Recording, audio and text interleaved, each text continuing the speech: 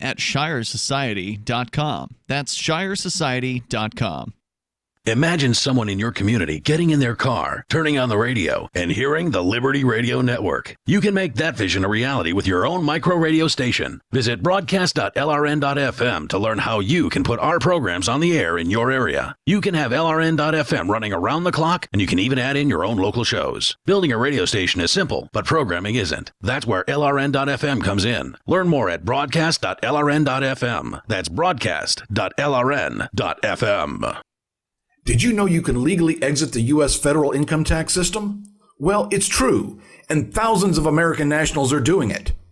The 16th Amendment and the Internal Revenue Code are legal, but only in a limited jurisdiction. This is the basis behind the voluntary nature of the income tax. Learn the exit strategy provided by Congress. Find out more by visiting weissparis.com and watch our numerous videos. That's WEISS Paris.com. Join the LRN.FM Discord for live chat 24/7 at discord.lrn.fm. That's discord.lrn.fm. The latest edition of We Are Libertarians is next on the Liberty Radio Network at lrn.fm. Get more at wearelibertarians.com. Welcome to the We Are Libertarians Daily Podcast. I'm your host, Hody Johns, and we are gonna go off on the Department of Education today. Now, how can a department that costs $105 billion a year right now, how could cutting it actually pay off the entire national debt? Well, come with me on a little journey real quick, because what they love to do is manipulate the numbers so that you get numbers from everywhere.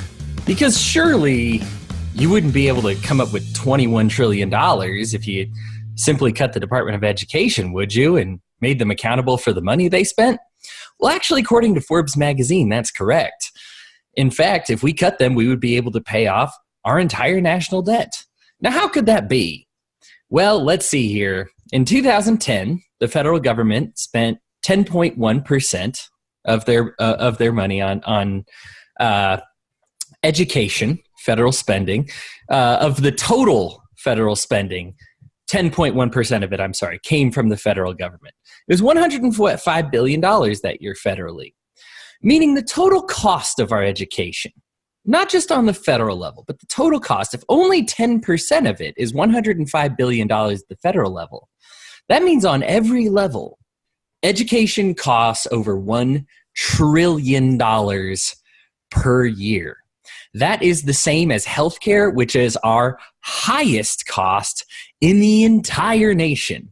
So when we're talking about the Department of Education, they love to pretend to be puny, but remember they are actually tied as the most expensive thing in all of America. Think of the healthcare industry.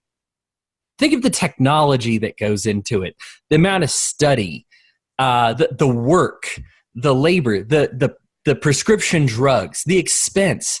And then just imagine, remember in your head throughout this whole thing, the Department of Education is the exact same price. The only difference is for healthcare, we get it all from the federal government. We know how much Medicaid is. We know how much Medicare is. With the Department of Education, they give you a little bit, but they hide all the rest of it. See, the problem with the Department of Education, part of it, is all the regulations. They aren't required to disclose anything that they're spending. They will tell you, sometimes they'll say, we spent 90% on this or 90% on that. They have very few audits. But the reason Forbes says that we could save $21 trillion by eliminating them is because if every district were to average the same amount of loss as the districts that have. The Call to Freedom is coming up next, live after the news on the Liberty Radio Network at LRN. This is the Liberty Beat, your daily source for liberty news and activist updates. Produced in partnership with SNLS News and listeners like you. Online at libertybeat.news and snls.news. I'm Mick Murrow, reporting for the weekend edition of the Liberty Beat. Looking for a safe, secure way to store your important files online? Let InnoScale handle it for you. Their high-availability cloud servers are the perfect solution for clients needing one or more secure, scalable servers with built-in hardware failover protection. For details, see them online at innoscale.net. In the news, U.S. Congresswoman Alexandria Ocasio-Cortez has proposed the U.S. cut military and economic aid to Israel worth $3 billion a year in response to the re-election of Benjamin Netanyahu as prime minister. Ocasio-Cortez explained that there are many ways to protect the Palestinians from Israeli violations, including a bill proposed by Democratic Minnesota Representative Betty McCollum that would prohibit U.S. aid to Israel from being used to detain Palestinian children in the West Bank. Israeli Prime Minister Benjamin Netanyahu pledged during his election campaign to annex illegal settlements built on the Palestinian lands in the West Bank. Ocasio-Cortez's view on Israel and Palestine has received extensive media attention. The Democratic candidate expressed her support for the Palestinians during the Land Day protests in Gaza, in which 135 Palestinians were killed by Israeli occupation forces. The Liberty Beat is sponsored in part by Brave Botanicals, high-quality kratom and CBD at reasonable prices, with excellent customer service. Brave Botanicals is activist-owned and mission-driven, fighting for your right to consume plant-based medicine and natural remedies. Find out more at mybravebotanicals.com. And right now, Liberty Beat listeners can save 10% by using promo code SNLS at checkout. This is the latest edition of the Liberty Beat. Find us online at libertybeat.news and snls.news. Your news now continues. The Trump administration has declared the most severe new sanctions against Cuba since President John F. Kennedy imposed an economic embargo banning all trade with the communist island in 1962. Speaking in Miami on April 17th, the anniversary of the United States' failed 1961 invasion of Cuba's Bay of Pigs, National Security Advisor John Bolton announced the end of virtually all non-communism. That's according to Bolton. Trump's decision activates a long-suspended 1996 provision of U.S.-Cuba sanctions that allows Cuban Americans to sue in U.S. courts any company that benefits from private property of theirs confiscated by Fidel Castro's regime.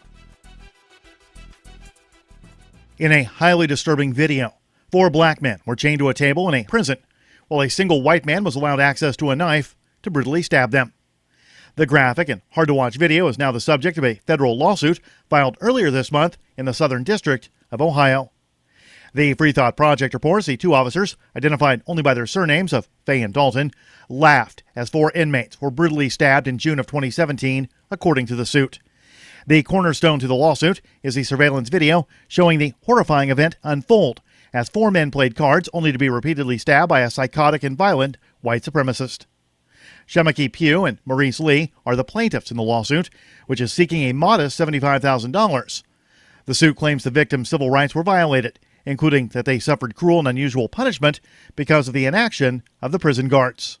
As the men are bleeding from their stab wounds, one of the guards says, quote, "We should just let them die."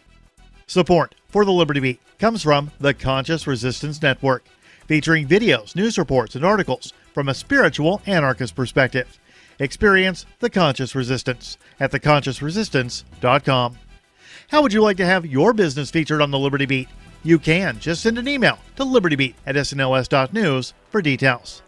This is the Liberty Beat, produced in partnership with SNLS News and listeners like you. The Liberty Beat is online at libertybeat.news and snls.news. I'm Mick Murrow, reporting for the Liberty Beat, reminding you, spread liberty with a smile.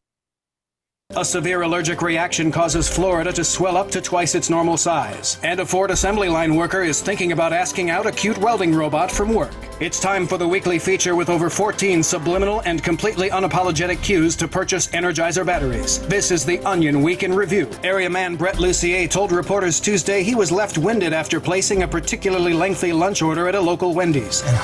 A weary Lucier said he struggled to get through the 7-item order and even suffered a cramp while asking for the spicy chicken sandwich. I thought I was just about done after I ordered that junior bacon cheeseburger, but I was able to get that Frosty in there too. And in this week's op-ed pages, a local man talks about how he was always just one of those kids who was off by himself taking cats apart to see how they work. In your hands right now are the 24 AA Energizer lithium batteries you were subconsciously manipulated into purchasing. We make no apology. For more, visit theonion.com/newsbeat. This is the Onion News Network.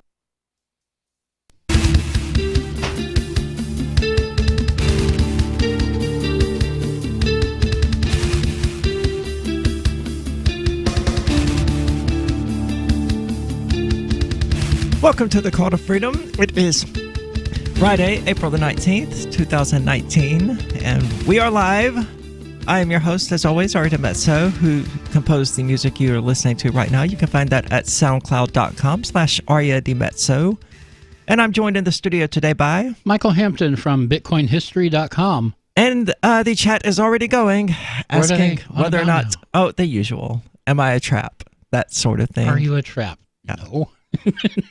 No, I think to be a trap, I would have to, attempt to hide the fact that I'm trans. Yeah, you have to be deceptive about it. Yeah, I'm pretty upfront about that, I think people will find. So, the Mueller report has been in the news throughout most of the last week. Apparently, it was released in stages, is what I'm gathering about this entire debacle. Apparently. And Republicans, of course, are hailing it as just this definitive destruction of this Trump-Russia conspiracy theory, while Democrats seem to be just kind of ignoring it entirely, with people like Alexandria Ocasio-Cortez saying that, it's just time to impeach him. Let's just impeach the guy. Yeah, we've got enough here to impeach him. So the lengthy analysis of this comes from Glenn Greenwald of The Intercept, saying that it was a two-pronged conspiracy theory, and it's dominated U.S. political discourse for almost 3 years, pretty much since Trump won the presidency. Yeah, this was like spring 2017 all this started. So it's been going on since he took office. That he and his family and his campaign conspired or coordinated with Russia to interfere in the 2016 election. Which I think is interesting. If you're in the election and campaigning as part of that election, you are by definition interfering with that election because you're running in it. That's interfering with the results that would otherwise be. Yeah, I suppose if you look at it that way. So I think it's pretty definitive that Donald Trump interfered in the 2016 presidential election. Well, sure he did. On his own behalf. By himself. And his family interfered. And his campaign interfered. So I don't think any of that is a surprising revelation, but apparently to some people it is. Yeah. And that Trump is beholden to Russian President Vladimir Putin. Russian dictator would be more appropriate, I would think. Probably closer to the truth. And according to Glenn Greenwald, it was not merely rejected today by the final report of Special Counsel Robert Mueller. It was obliterated in an undeniable and definitive manner. Now, parts of it certainly were obliterated, but the key parts of it, the key allegations, are actually not as definitive as one would like. We've been asked whether we like Trump. I am not a fan of any president, past or future, because they're all the same. I don't see much of a distinction between Donald Trump and Hillary Clinton, except one purportedly has a vagina. Yeah, well, Hillary's probably a little better spoken, but that is the issue people have with Trump is that, he uses little words. He talks at a 5th grade reading level or whatever. But he's saying the same things. Yeah, he's saying exactly the same things. The difference between them was that Trump targeted his ire at China, while Hillary was pretty clear in her desire for war with Russia. Oh, yeah, she wanted the Cold War back. She wanted it to go hot. So, yeah. The key fact is this, and again, this is according to Glenn Greenwald, Mueller, contrary to weeks of false media claims, years of false media claims, did not merely issue a narrow, cramped, legalistic finding that there was insufficient evidence to indict Trump associates for conspiring with Russia and then proving their guilt beyond a reasonable doubt. That would have been devastating enough to those who spent the last 2 years or more misleading people to believe that conspiracy convictions of Trump's closest aides and family members were inevitable.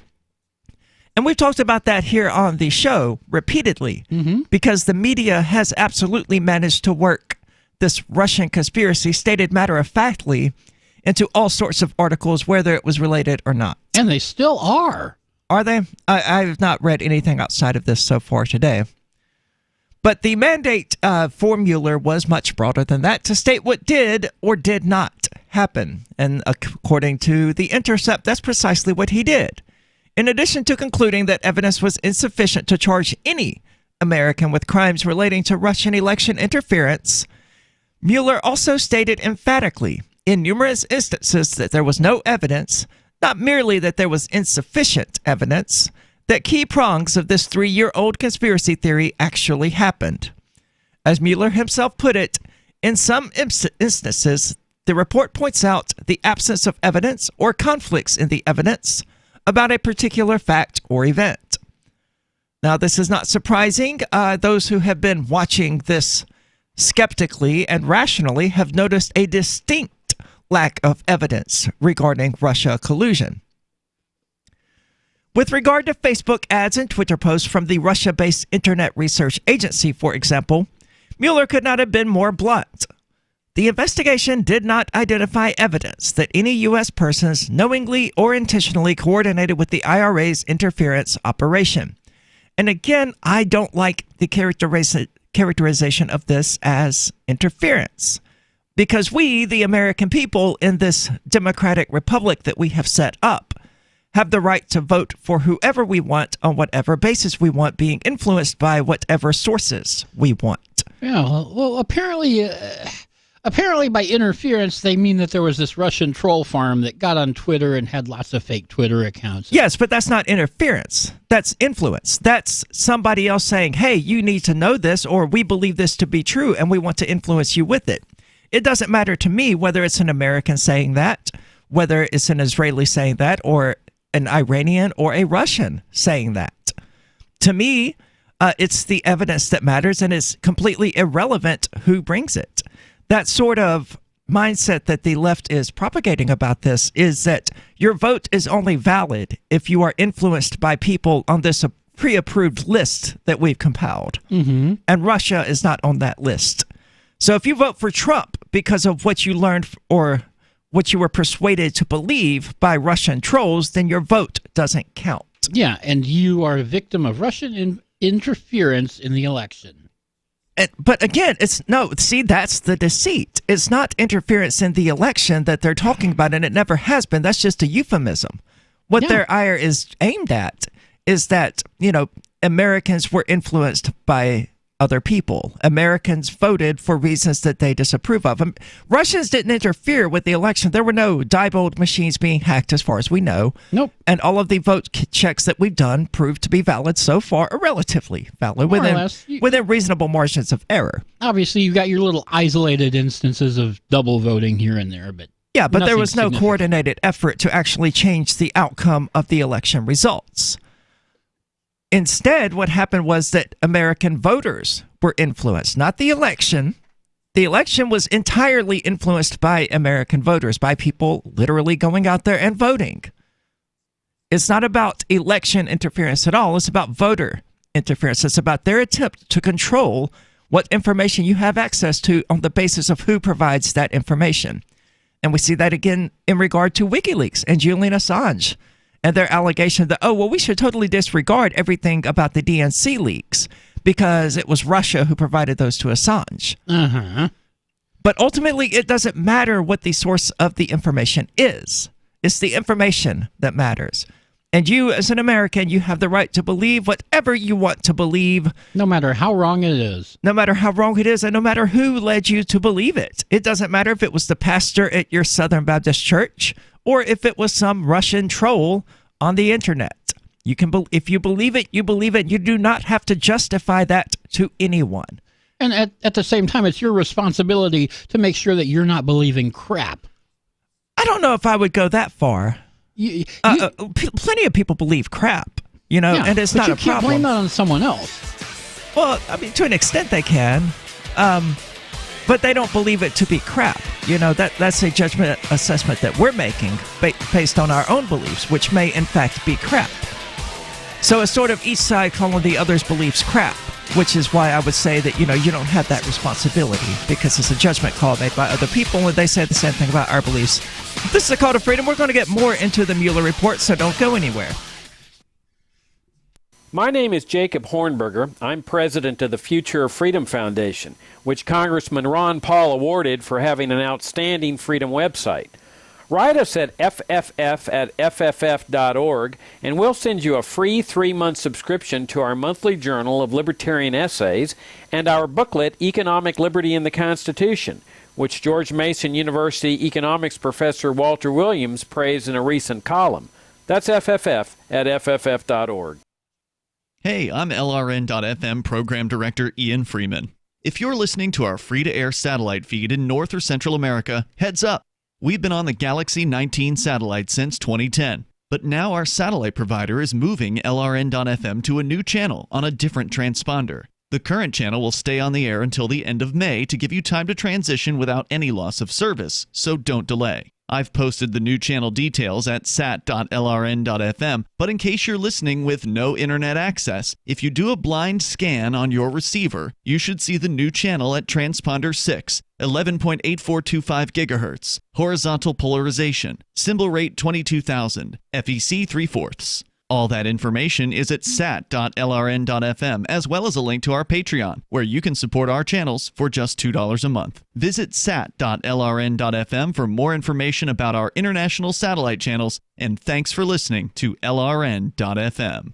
Did you know we've taken our LRN.FM telephone listen line to a new level with the LRN.FM audio on demand line? Now you can call 712-770-8447 anytime and listen to LRN.FM's live feed. And you can listen to a bunch of our original shows on demand. Long distance fees may apply. Just dial 712-770-8447 and choose from the menu. 712-770-8447. There are basically two types of advertising, direct response and branding. Radio's great for direct response with its low cost to listener ratio, but audio can't be beat for branding, which is a longer term endeavor. You want to be the first thing that someone thinks of when they think about your product or service. If you have a local business that you want kept top of mind in your community, call the station. If you need national reach, Free Talk Live's got around 200 radio stations, millions of monthly listening sessions, can suit all budgets, and if we don't think we're right for you, we'll tell you. Email me, mark@freetalklive.com. Some of you asked, and now we've delivered. LRN.FM's live Keene, New Hampshire studio shows are now streamed in HD on Twitch. Visit our channel at twitch.lrn.fm and give it a follow. If you have Amazon Prime, you get one free subscription on Twitch. If you use it on our channel, Twitch will give LRN.FM a monthly piece of your Prime subscription cost. So please watch, follow, share, and subscribe to twitch.lrn.fm. That's twitch.lrn.fm. So the protection of life, liberty, and property is what the Free State Project is all about. But it's an effort to move 20,000 people who understand. It's about demonstrating to the entire country that, yeah, we can have a free market, a truly free market. Making it just a freer, great place to live. It's the world's largest voluntarist libertarian community, and it's only getting bigger. That's amazing, to be able to move to a place where other people passionately believe in being free and independent. What the Free State Project is managing to do, though, is to put their money where their mouth is. It's physically getting up across the country and saying, let's go someplace and let's demonstrate the power of these ideas. There's a lot of kind of philosophy that surrounds liberty. There's a lot of thinking about it and talking about it. But here in New Hampshire, people are doing it. 101 Reasons Liberty Lives in New Hampshire, a documentary by Free State Project Early Movers. Watch it free at 101reasonsfilm.com. 101reasonsfilm.com. You're listening to the best liberty-oriented audio streamed around the clock, on the air and online. This is the Liberty Radio Network at LRN.FM.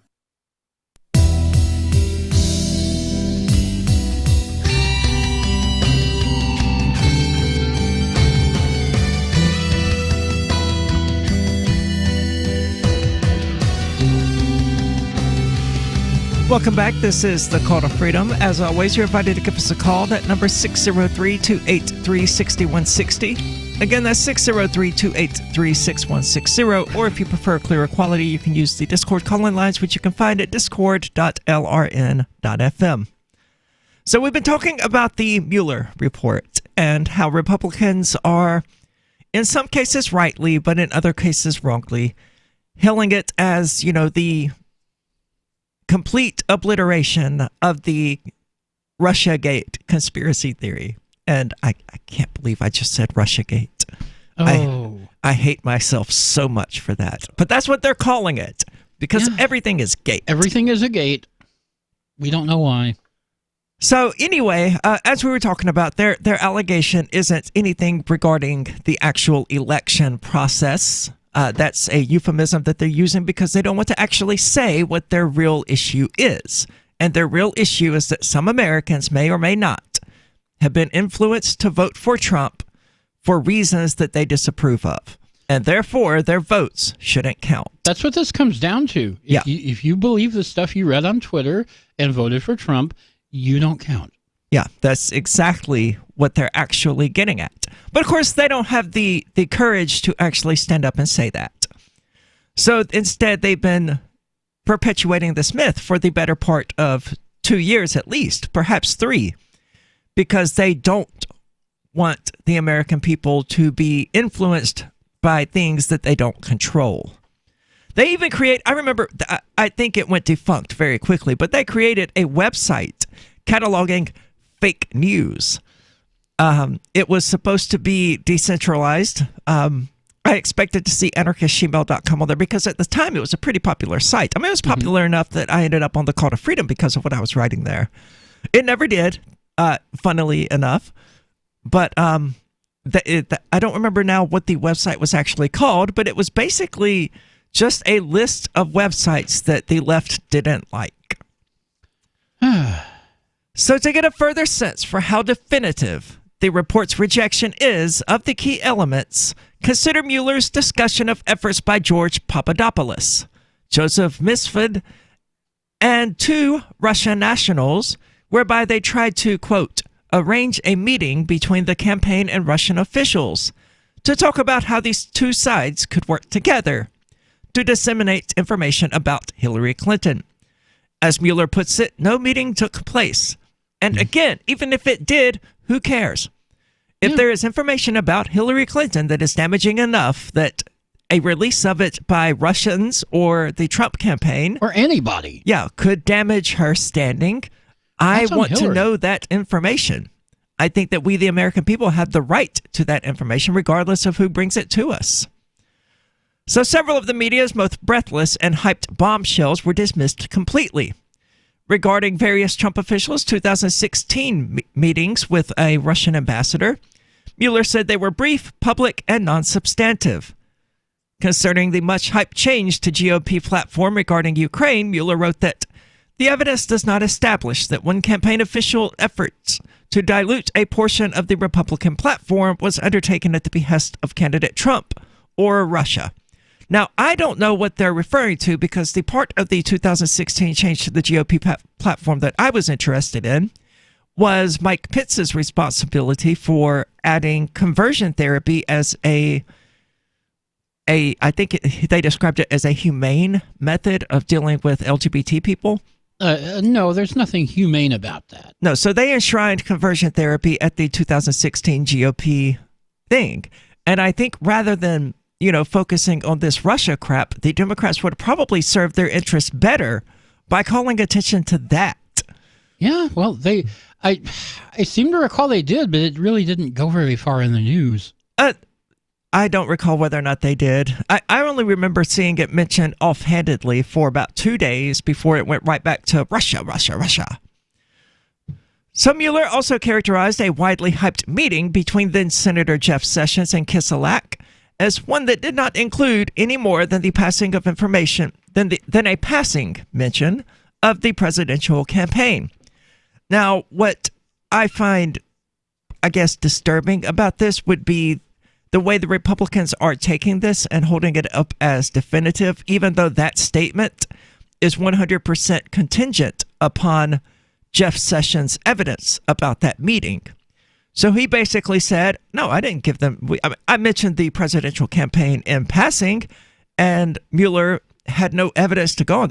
I'm sure it wasn't recorded, and if it was, we certainly haven't heard it. Well, there were certainly other people there, aides and whatnot. So sure.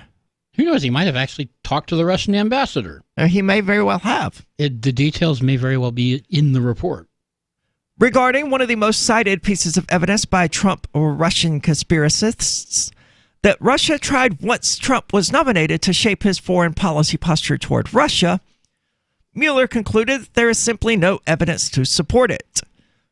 The office did not identify evidence in any interactions of coordination between the campaign and the Russian government. That's pretty definitive. It is. But we have softened a bit on Russia. I'm not surprised by that. I mean, Trump and Putin have quite a lot in common as far as their general behaviors and mentality and the thuggishness.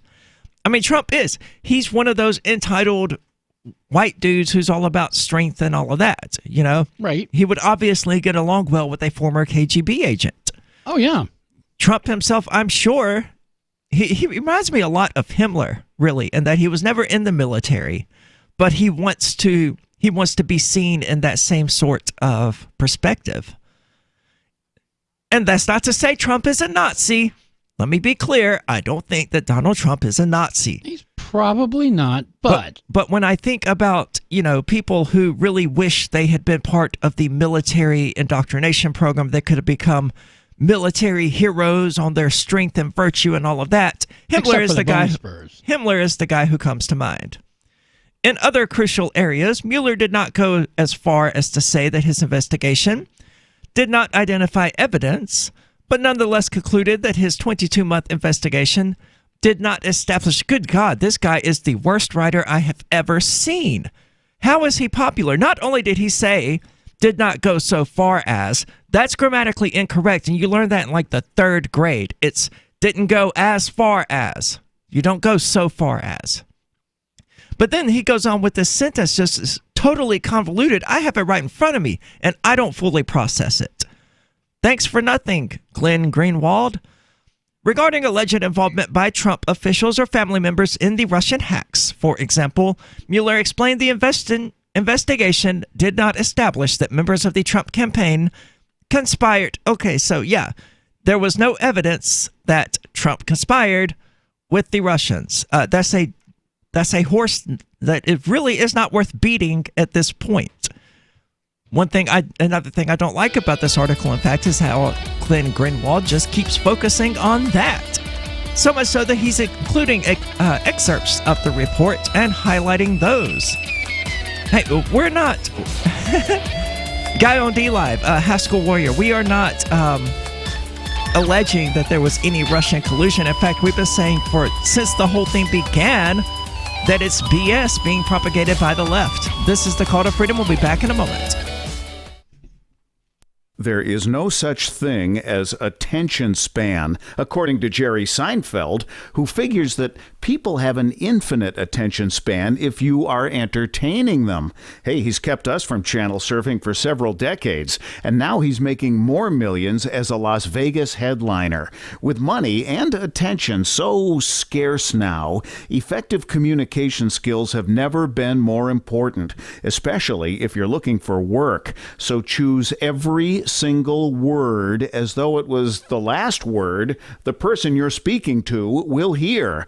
Otherwise, it might be. Avoid redundancies such as added bonus, advance warning, end result, prior history, or personal belongings. And avoid cliches like the plague. Just kidding. For more tips, hit survivalspeech.com. I'm Holland Cook. What do you shop for that you could otherwise buy at Amazon? Pretty much everything, right? Amazon has competitive pricing and they deliver, and that's a big plus. If you could plan ahead in your shopping, would you be interested in saving up to 33%? There's a catch. You have to do your shopping in Bitcoin. But imagine those savings. It's like a huge raise. All you have to do is go to saveatpurse.com. We've saved thousands, and you can too.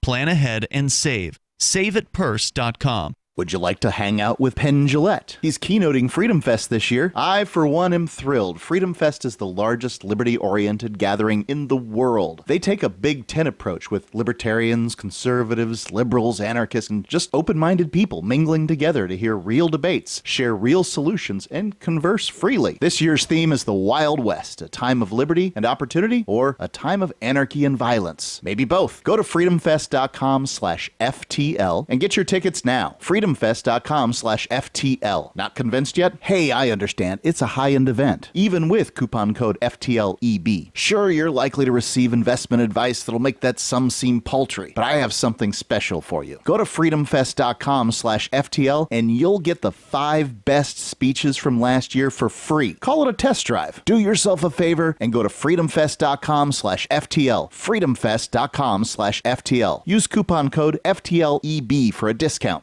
Did you know you can listen to LRN.FM via our free-to-air satellite channels? We have channels over nearly all of North America and much of Africa. All you need is an affordable receiver and a dish as small as 30 inches. There are no monthly fees. Learn more at sat.lrn.fm. Plus, if you are a broadcaster or want to be one, this is a good delivery method for our content. See our coverage maps and get details at sat.lrn.fm. That's sat.lrn.fm. sat.lrn.fm. Don't you hate that feeling in the pit of your stomach when the police pull you over? Most people have no idea how to handle it properly, and they promptly get fed into the municipal fee-generating meat grinder. Or maybe you recall that feeling you get when you go to the mailbox and see one or more letters from the IRS. You get a sense of impending doom, don't you? So let me ask you, if you could learn how to use the law to beat the IRS, traffic tickets, almost any courtroom scenario, collectors, credit card debt, and even mortgage debt because of fraud perpetrated against you, would that be worth knowing about? Don't laugh. Investigate.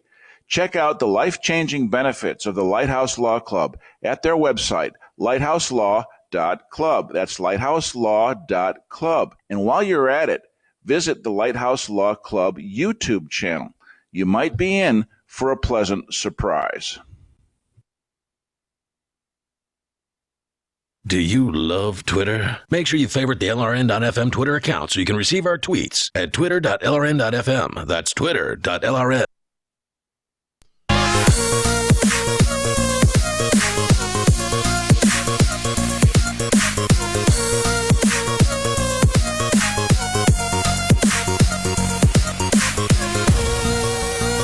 Welcome back. This is the Call to Freedom, and the Rational Review News Digest, located at rationalreview.com, is the Freedom Movement's daily news digest, aggregating stories from all over the internet, local, national, and international, that are of interest to libertarians and liberty-minded people.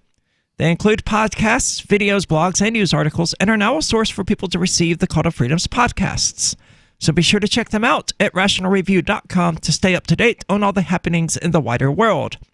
And speaking of Call to Freedom's podcast, we have finally been approved by Apple and can be found on the iTunes web store via the link that you can find at patreon.com/call-to-freedom. Well, that took long enough. It did. Well, most of the reason it took long enough is because I just couldn't be bothered to do it.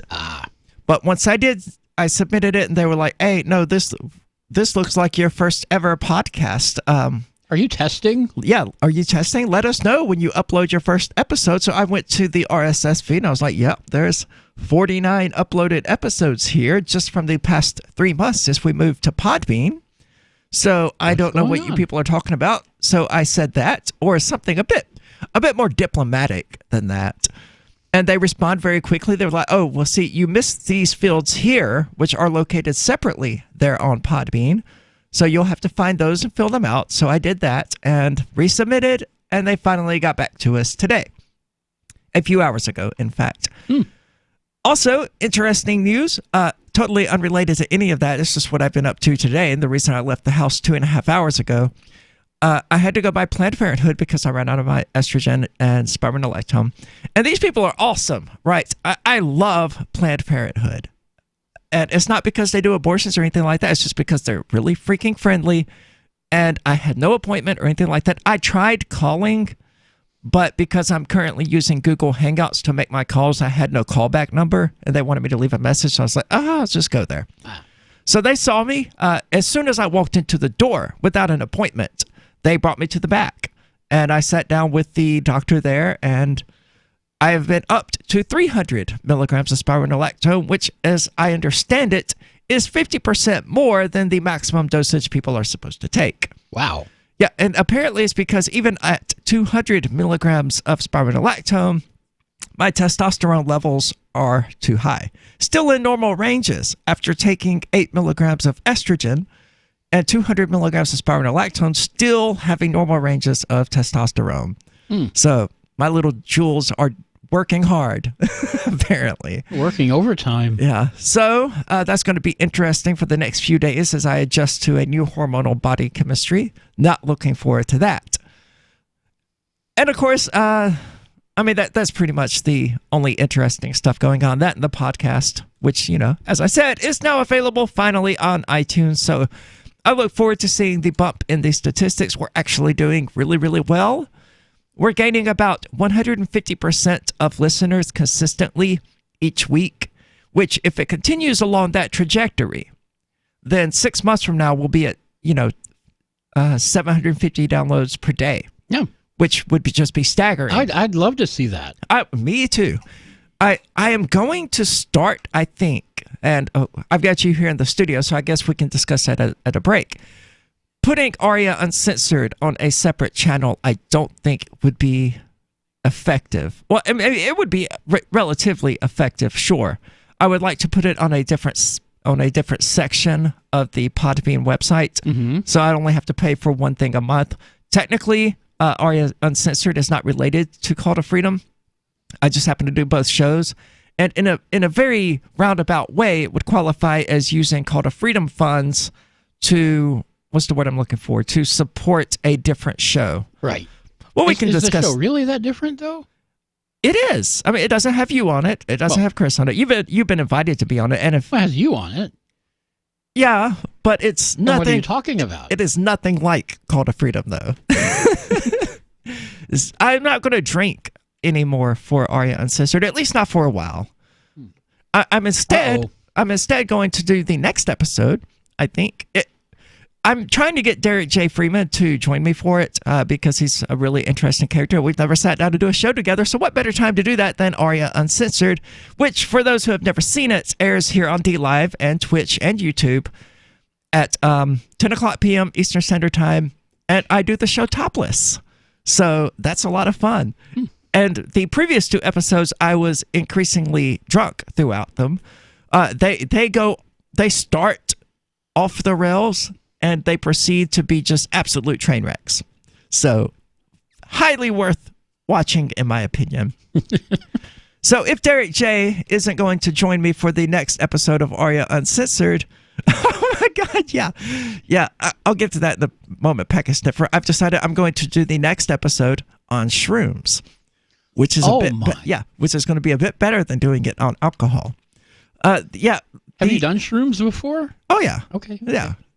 So, no, it was Aria Uncensored that had the secret segment Packet Sniffer has asked about on DLive, because we didn't even know we were still streaming, right? We just sort of left. I went outside. I was going to leave and go home, got to my car. I was like, no, I can't drive like this. But you forgot to hit stop the stream in vMix. Well, I didn't. Ian just chose not to. He just changed it to music or something. Oh, okay. And so I went out to my car to have a cigarette. I was like, nope, I can't drive like this. Started messaging people trying to get a ride home. Ended up standing out on the porch, and they were like, hey, we'll come back in. We've been having a conversation. So I joined, and bam, I don't know what even to call that. It was an after show for the after show. I have no idea what we discussed, because at that point I was recovering from being a bit too drunk. So we've been talking now about the Robert Mueller report and about how the Republicans are holding it up as more than it really is, while the Democrats are just ignoring it entirely. Neither of these, I think, are good approaches.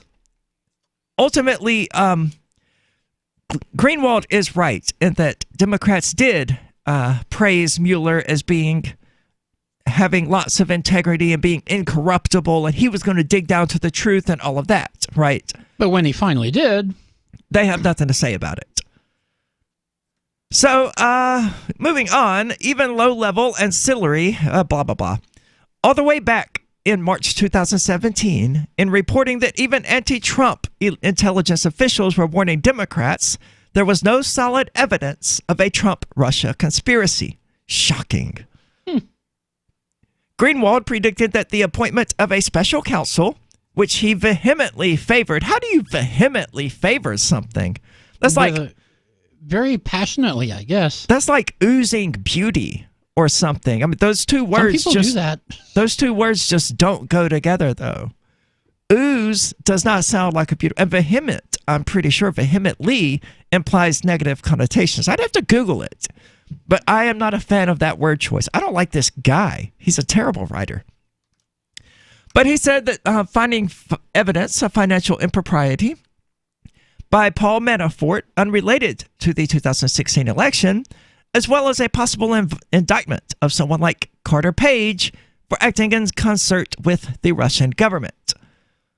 It's certainly possible to envision an indictment along these lines, but the silver bullet that Democrats have been led to expect will sink Trump appears further away than ever. Well, I mean, yeah, they attempted to pull out every trick in the books. First, he won the election. They were like, oh, it's okay. We can still we can promise to pay the debts of the Electoral College people and get them to actually cast their votes against Trump, even though that's generally not the way it works. Yep, that didn't work. But what they were advocating was using money to influence the election directly.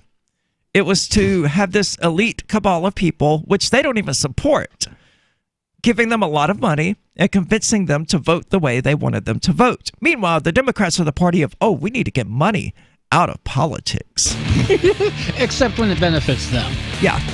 And I mean, that's sort of, why doesn't that qualify as election interference when you're organizing an effort to actually influence the election with money?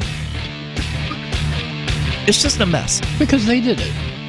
And we're going to get back with more of this discussion about the Mueller report and Democratic insanity, so don't go anywhere. This is The Call to Freedom.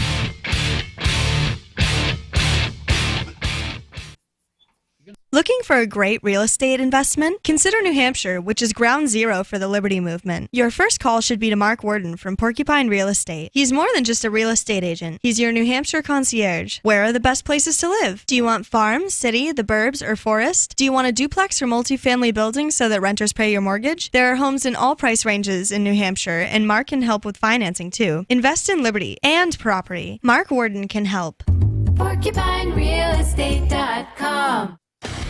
Free Talk Live. You know, and this is a realistic view. I mean, look, your kids are going to do drugs. Would you rather them do drugs with pimply-faced kids driving around town? Or would you rather them smoke pot in your house where you know what they're doing? I'm not saying I love the idea of my little boy who's 3 growing up and smoking pot. I don't. I would prefer he didn't. But I know that the human animal, as it is, likes to have its mind altered. And he's my son. He's probably going to do these things. And I'll tell you, I was in a lot of dangerous situations that if my parents had tried something different, maybe things would have worked out differently. I don't know. I'm not blaming them or anything like that. I'm just saying that we need to try new things. This war on drugs, not working. Free Talk Live, 7 nights a week from 7 to 10 Eastern, live on the Liberty Radio Network at LRN.FM.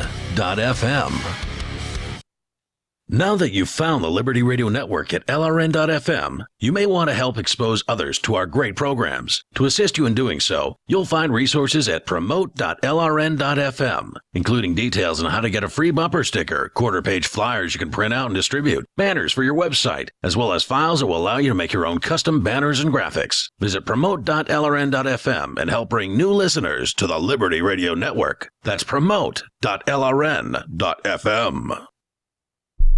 Are you tired of governments murdering people around the world? Stop using their money. There is an alternative. Bitcoin is a stateless, free market, non-political currency. Bitcoin cannot be inflated or controlled by any government. By using their money, you're helping the state. Stop doing it. You have an incredible alternative available now. Learn it, use it, spread it. Get started with Bitcoin at bitcoin.com. That's bitcoin.com. LRN.FM is proud to announce our official listening apps for Android and iOS devices.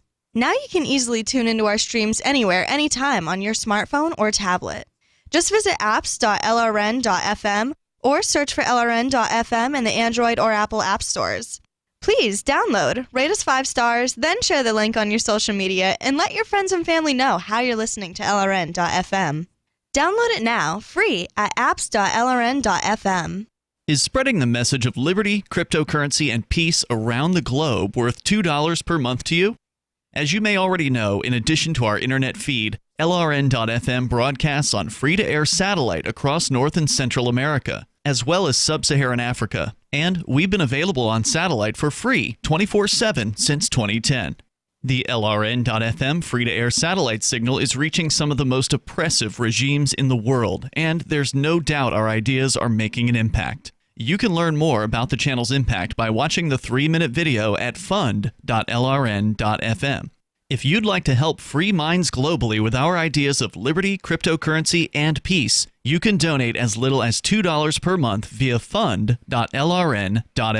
You can help us continue and expand our satellite broadcast to multiple continents. Visit fund.lrn.fm today, and thank you for your help. Don't forget to share the link on social media. That's fund.lrn.fm. You can put the Liberty Radio Network on the air in your area. Visit broadcast.lrn.fm to learn how. Broadcast.lrn.fm. Oh,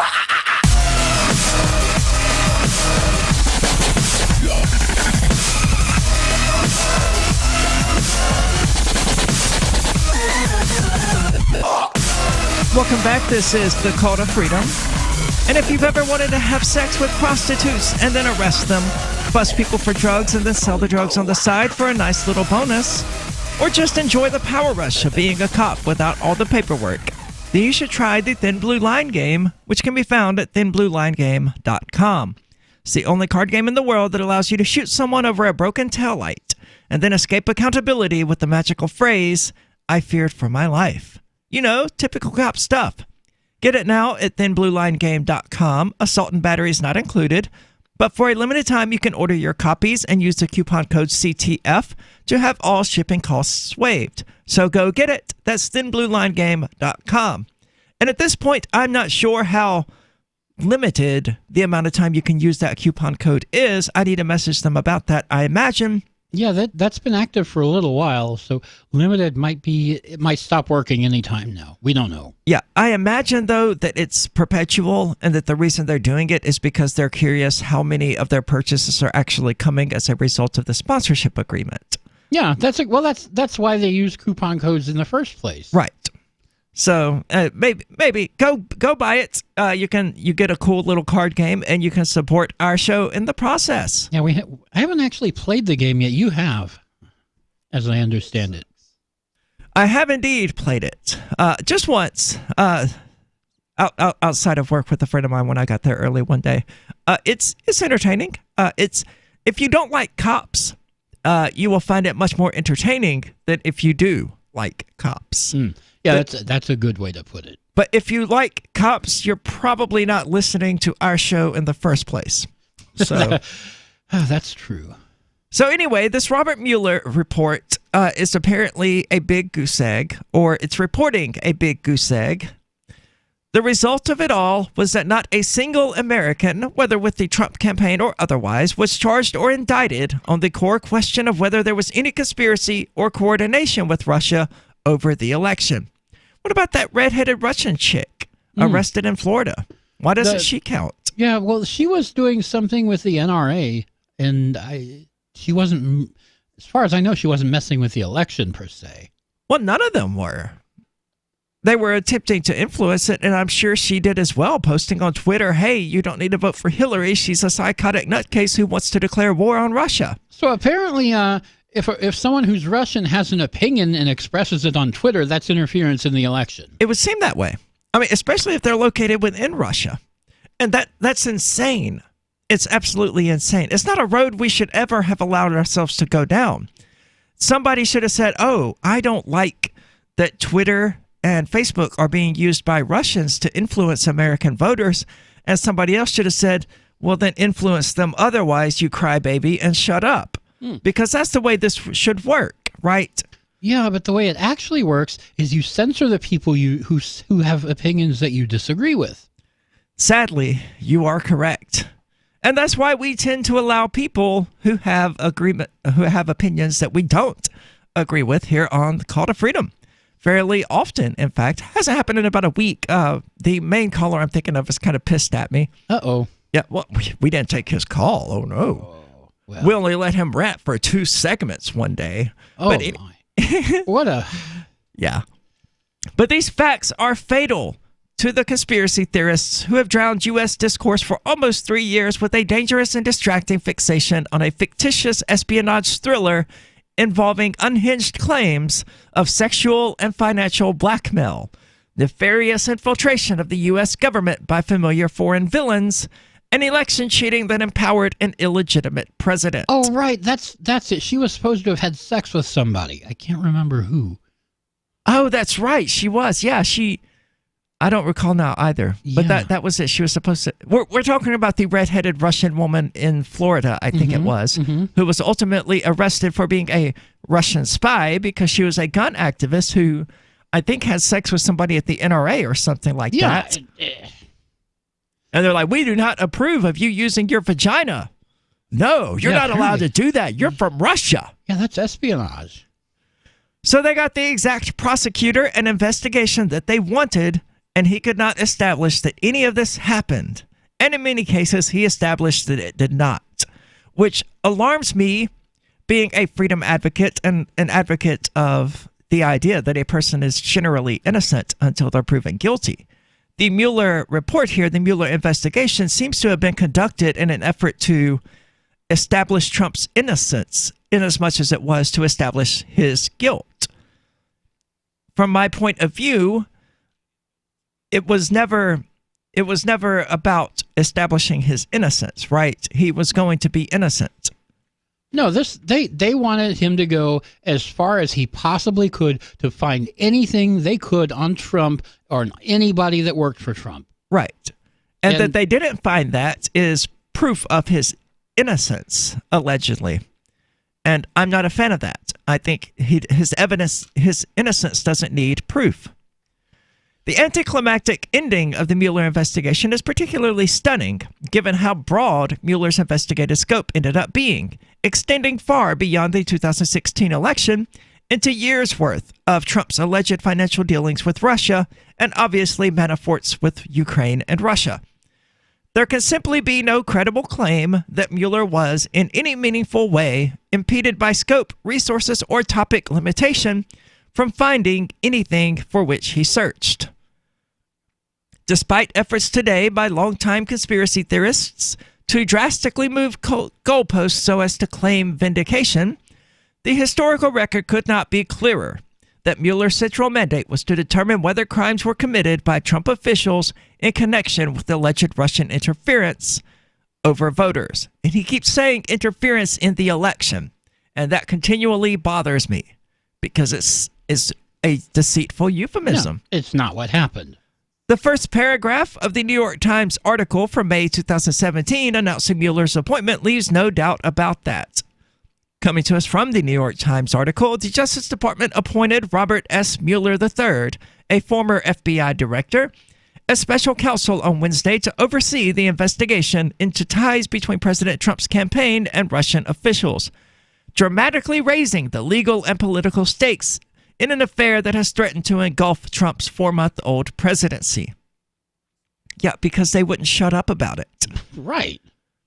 As recently as 1 month ago, former CIA director and current NBC News analyst John Brennan was confidently predicting that Mueller could not possibly close his investigation without first indicting a slew of Americans for criminally conspiring with Russia over the election, and specifically predicted that Trump's family members will be included among those charged. And they have a little video here that I'm assuming is network friendly, but since I haven't actually played it, it's not a risk I'm willing to take. Well, it did air on MSNBC, but it may also just be super boring. So probably. But obviously none of that has happened, nor were any of the original accusations that launched this 3-year-long mania from an accusatory August 2016 online commercial from the Clinton campaign corroborated by the Mueller report. And it looks like here they do have the commercial, and I want to hear that. Oh, let's take our chances. We don't know why Trump praises Putin. Russia. He kills journalists that don't agree with him. At least he's a leader. Putin did call me a genius. He said very nice things about me. Trump always seems to upend American foreign policy tradition in a way that benefits Vladimir Putin. The prime objective of the foreign policy of Putin has been to destroy NATO. NATO is obsolete and it's extremely expensive to the United States.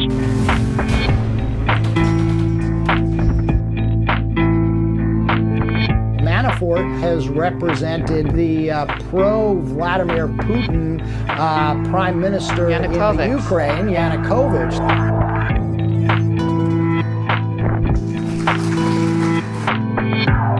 It looks like here it's just going to fade out to but nope, there we go. There's strong evidence that indicates that it is the work of Russian intelligence. Russia, if you're listening, I hope you're able to find the 30,000 emails that are missing. That's perhaps one more reason why we're not seeing his tax returns, because he is deeply involved in dealing with Russian oligarchs.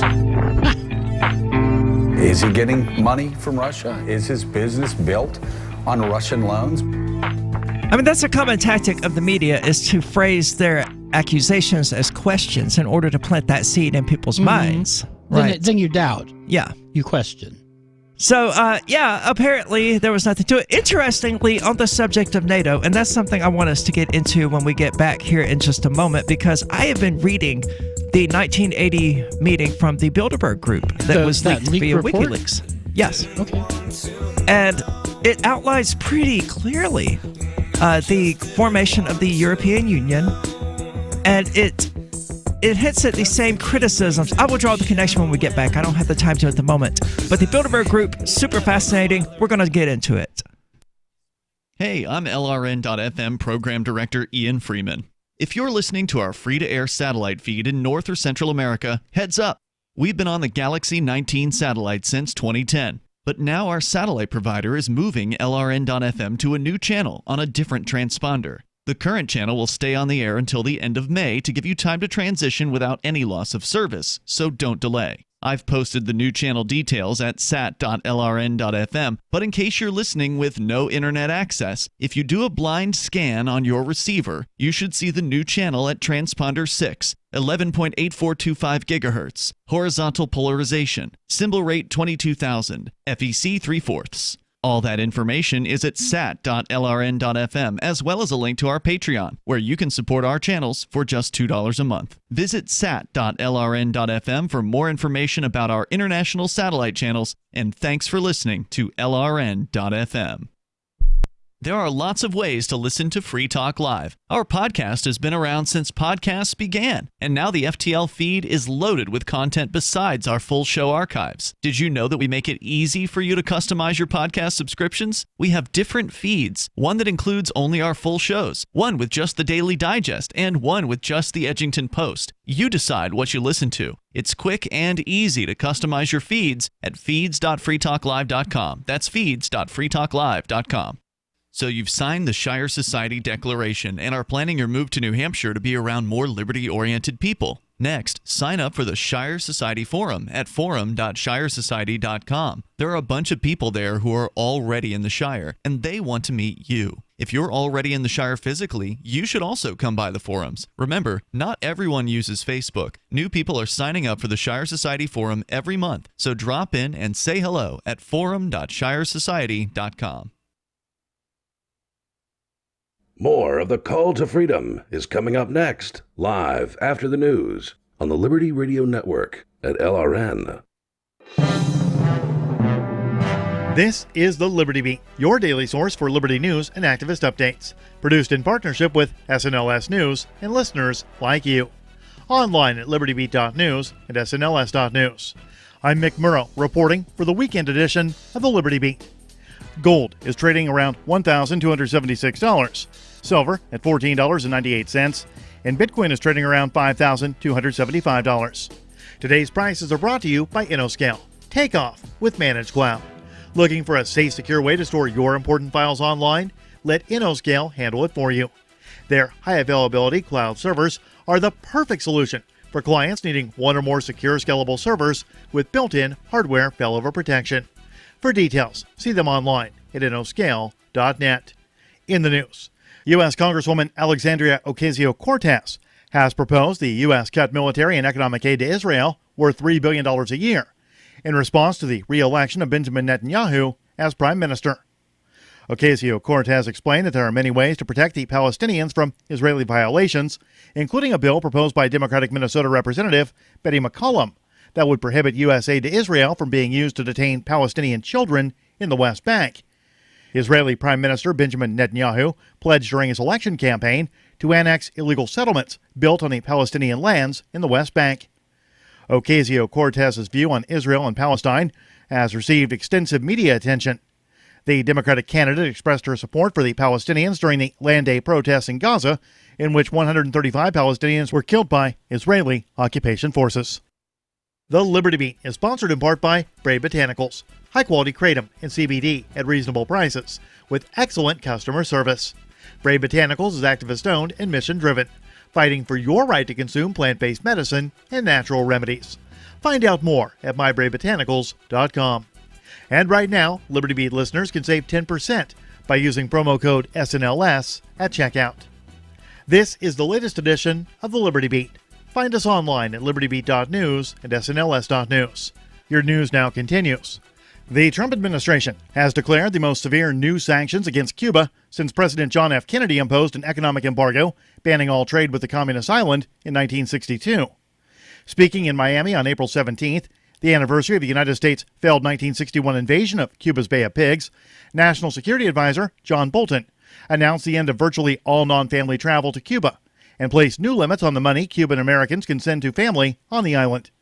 He also said the U.S. will now implement a 23-year-old law aimed at blocking both U.S. and foreign investment in Cuba, first passed by Congress in 1996 as part of a broader sanction package against Cuba, but put on hold because it triggered immense opposition among U.S. allies.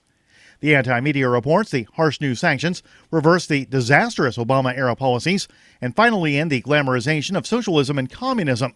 That's according to Bolton. Trump's decision activates a long-suspended 1996 provision of U.S.-Cuba sanctions that allows Cuban Americans to sue in U.S. courts any company that benefits from private property of theirs confiscated by Fidel Castro's regime. In a highly disturbing video, 4 black men were chained to a table in a prison, while a single white man was allowed access to a knife to brutally stab them. The graphic and hard-to-watch video is now the subject of a federal lawsuit filed earlier this month in the Southern District of Ohio. The Free Thought Project reports the 2 officers, identified only by their surnames of Fay and Dalton, laughed as 4 inmates were brutally stabbed in June of 2017, according to the suit. The cornerstone to the lawsuit is the surveillance video showing the horrifying event unfold as 4 men played cards only to be repeatedly stabbed by a psychotic and violent white supremacist.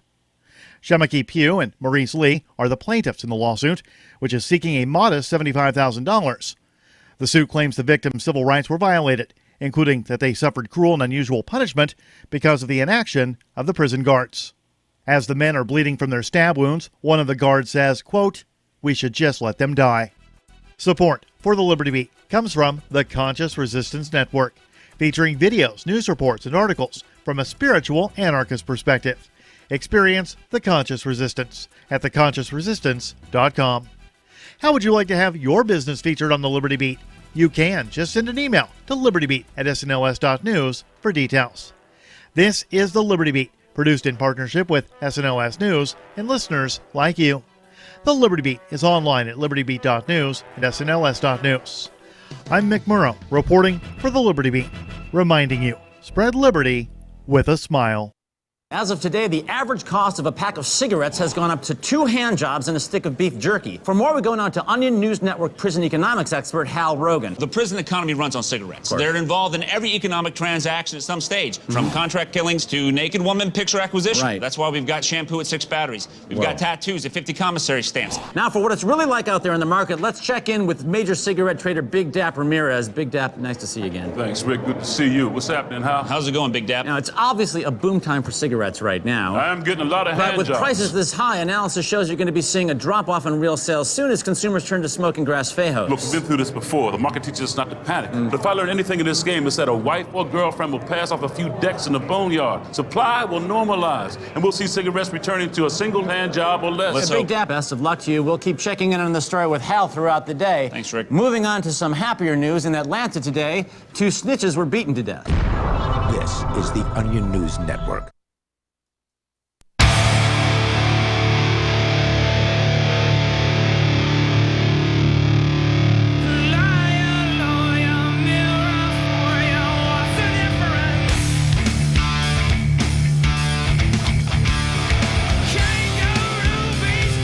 Welcome back. Excuse me. Welcome back. This is The Call to Freedom. I'm your host, as always, Ari D'Amezzo, author of Dancing in Hellfire, which you can find on Amazon by searching for it. And I'm joined in the studio today by Michael Hampton from BitcoinHistory.com. And as we alluded to before we went out to break, I've been reading a leaked report from the Bilderberg Group. It was the most recent one that I found from 1980. And it's during the height of the Cold War, or just before the end of it. And it's extremely fascinating. What struck me as most interesting about it, though, was how benign these people actually are. They're not conspiring to take over the world. I mean, they're not evil? They are conspiring to take over the world. I mean, yeah, they're evil, right? Because Alex Jones told us they were evil dictators that wanted to rule over us all. Well, I mean, the reports are available to him as well. And I mean, in a certain sense, that's true, but they're no more evil than any other ruler, right? Effectively, it's not as bad as one would expect, really. And I'm certainly not a fan of these groups of the political and the wealthy elite meeting together behind closed doors to discuss the future of Western society. But that's what they do, and that's what they did even in 1980. One would assume that's what they're still doing today. They probably are. Like I hear they meet like every year or so. They do meet every year, or it may be every 2 years. I'm not 100% sure. But they clearly outlined, and remember this report is from 1980, they clearly outlined the need for the European Union and the creation of it. One of the main sticking points throughout the entire meeting was that Europe needed to both A, fulfill its responsibilities to NATO more so than it was doing, and B, commiserately taking up more responsibility for its own protection. And it was Trump's talk of NATO during that Clinton clip that made me think about that, because the seeds were for that. They were, in fact, outlined in 1980. Yeah. So whatever is in the reports from 1990, one would expect to be coming to fruition in the next 4 to 5 years. But clearly outlined within the Bilderberg report from 1980 was the need for the European Union and the ultimate irrelevance of NATO. So Trump seems to be acting upon this 30-year-old, almost 40-year-old agreement that NATO needed to be scaled down and replaced with an equal partnership between Europe and the United States. Yeah, well, that's been a long-standing complaint for decades now that Europe doesn't do European countries don't do enough in NATO or otherwise to defend themselves. Right. And that's why the European Union was created, according to the Bilderberg Group, to help them facilitate the sharing of that burden with one another and with the United States. Because it was primarily, especially during 1980, it was evidently the United States responsible for keeping the Western world, quote unquote, safe from communism. Right. And that's how they viewed it. And that's what struck me as most interesting about it, was that it was this coalition of Western influences coming together to sort of plot the direction that Western governments would take. And they seem to be pretty effective of that, because the European Union, sure enough, came to fruition like 15 years later, somewhere in the mid-90s. But the whole thing is really fascinating. You can find it on WikiLeaks. It's the 1980 report. And obviously, a lot of it talks about the Soviet Union and well, that was a big thing back then. And the Iranian hostage crisis, which I think ended very shortly after that. Yeah, that was still going on at the time. That went on for like 3.5 years. It ended in 81. Yeah. So all interesting stuff. I would highly recommend people read it, especially if they have this perception of the Bilderberg Group, as I more or less did, and that was why I clicked the report, as this group of shadow people plotting to take over the world. Which isn't exactly wrong. It isn't exactly wrong, but it sounds more like it's a shadowy group of people who are actually ruling the world. Well, they are, certainly. But they are also benevolent about it. They clearly don't consider us to be sheep, which is the main contention that people have with the Bilderberg Group. It is rulers do to an extent. They consider us to be lesser people.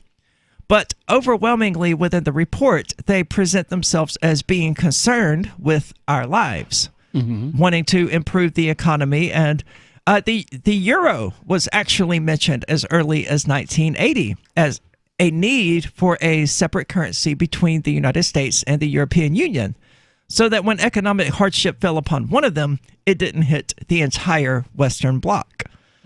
So it's really fascinating that this sort of move away from NATO and the emergence of the European Union were alluded to as early as 1980. And I would even go as far as saying they were planned in 1980. And what we see now is the result of that coming to fruition. It's interesting to think of what they may have been discussing in 1990 that we're going to see coming to fruition within the next 5 to 10 years. Oh, yeah. If you were a member of the Bilderberg Group and you have one of these documents, feel free to send it to WikiLeaks. Yeah. Do not send it to me directly. Send it to WikiLeaks, and I will get it for them. I have no interest in going to prison for that. Don't send it to us. If I'm going to go to prison, it's not going to be for that. Actually, yeah, send it to me. I would like to. I would like to fight that particular battle because it's not technically illegal. It's just something that this private group doesn't want us to have. Right. Although this private group certainly has the political clout to have me rated for something entirely unrelated. If you were a Bilderberg staffer, send us anything you can. Yeah, absolutely. So many of the reports that we have now come from, pieces of trash that were discarded and things like that, notes taken on. It's amazing how comprehensive the notes are. And, of course, they don't reference individual speakers, right? It's always an American said, an Englishman said, an Italian said, because apparently part of the agreement in regard to the results, in regard to the reports, was that everybody would be anonymous when they spoke. And it references international speakers, an international speaker, which I assume to most likely mean a Russian speaker, somebody who snuck over from the Soviet Union. Yeah, it could be. I'm not sure. Because other countries were mentioned, by name, an Italian speaker, an American, and then suddenly an international speaker. Yeah, could be. They're trying to hide the origins of that person clearly. Or maybe they just mean internationalists and not from Europe or the United States. So if you have the time, it's a pretty lengthy report. It's 150 pages because it's so exceedingly thorough in regard to what they discussed. And that makes me think, it was probably transcribed from a recording because I type really quickly, somewhere in the range of about 100 words a minute.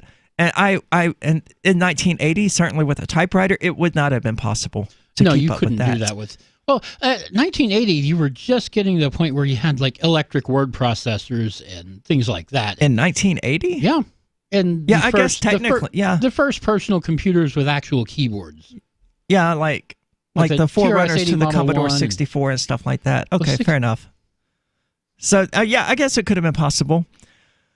But anybody with the time should go and read that report because it's really fascinating. And it should dispel a lot of the myths about the Bilderberg Group, trying to round us up and put us in FEMA camps and things like that. They seem to not want to do that. They want us to be economically productive, even if it is for their own benefit. I mean, that's capitalism, though. Your economic productivity benefits me, and I'm okay with that. Yeah. You should be okay with that too, because you're benefited from other people's economic productivity. And sure, maybe the company that owns this operating system is making more money than you or I, but we're all still benefiting. It's sort of like we were discussing the other day about some technological thing that just keeps getting more expensive, even as it should get cheaper. which stands, and I don't remember what it was, but it stands in stark contrast to like the television.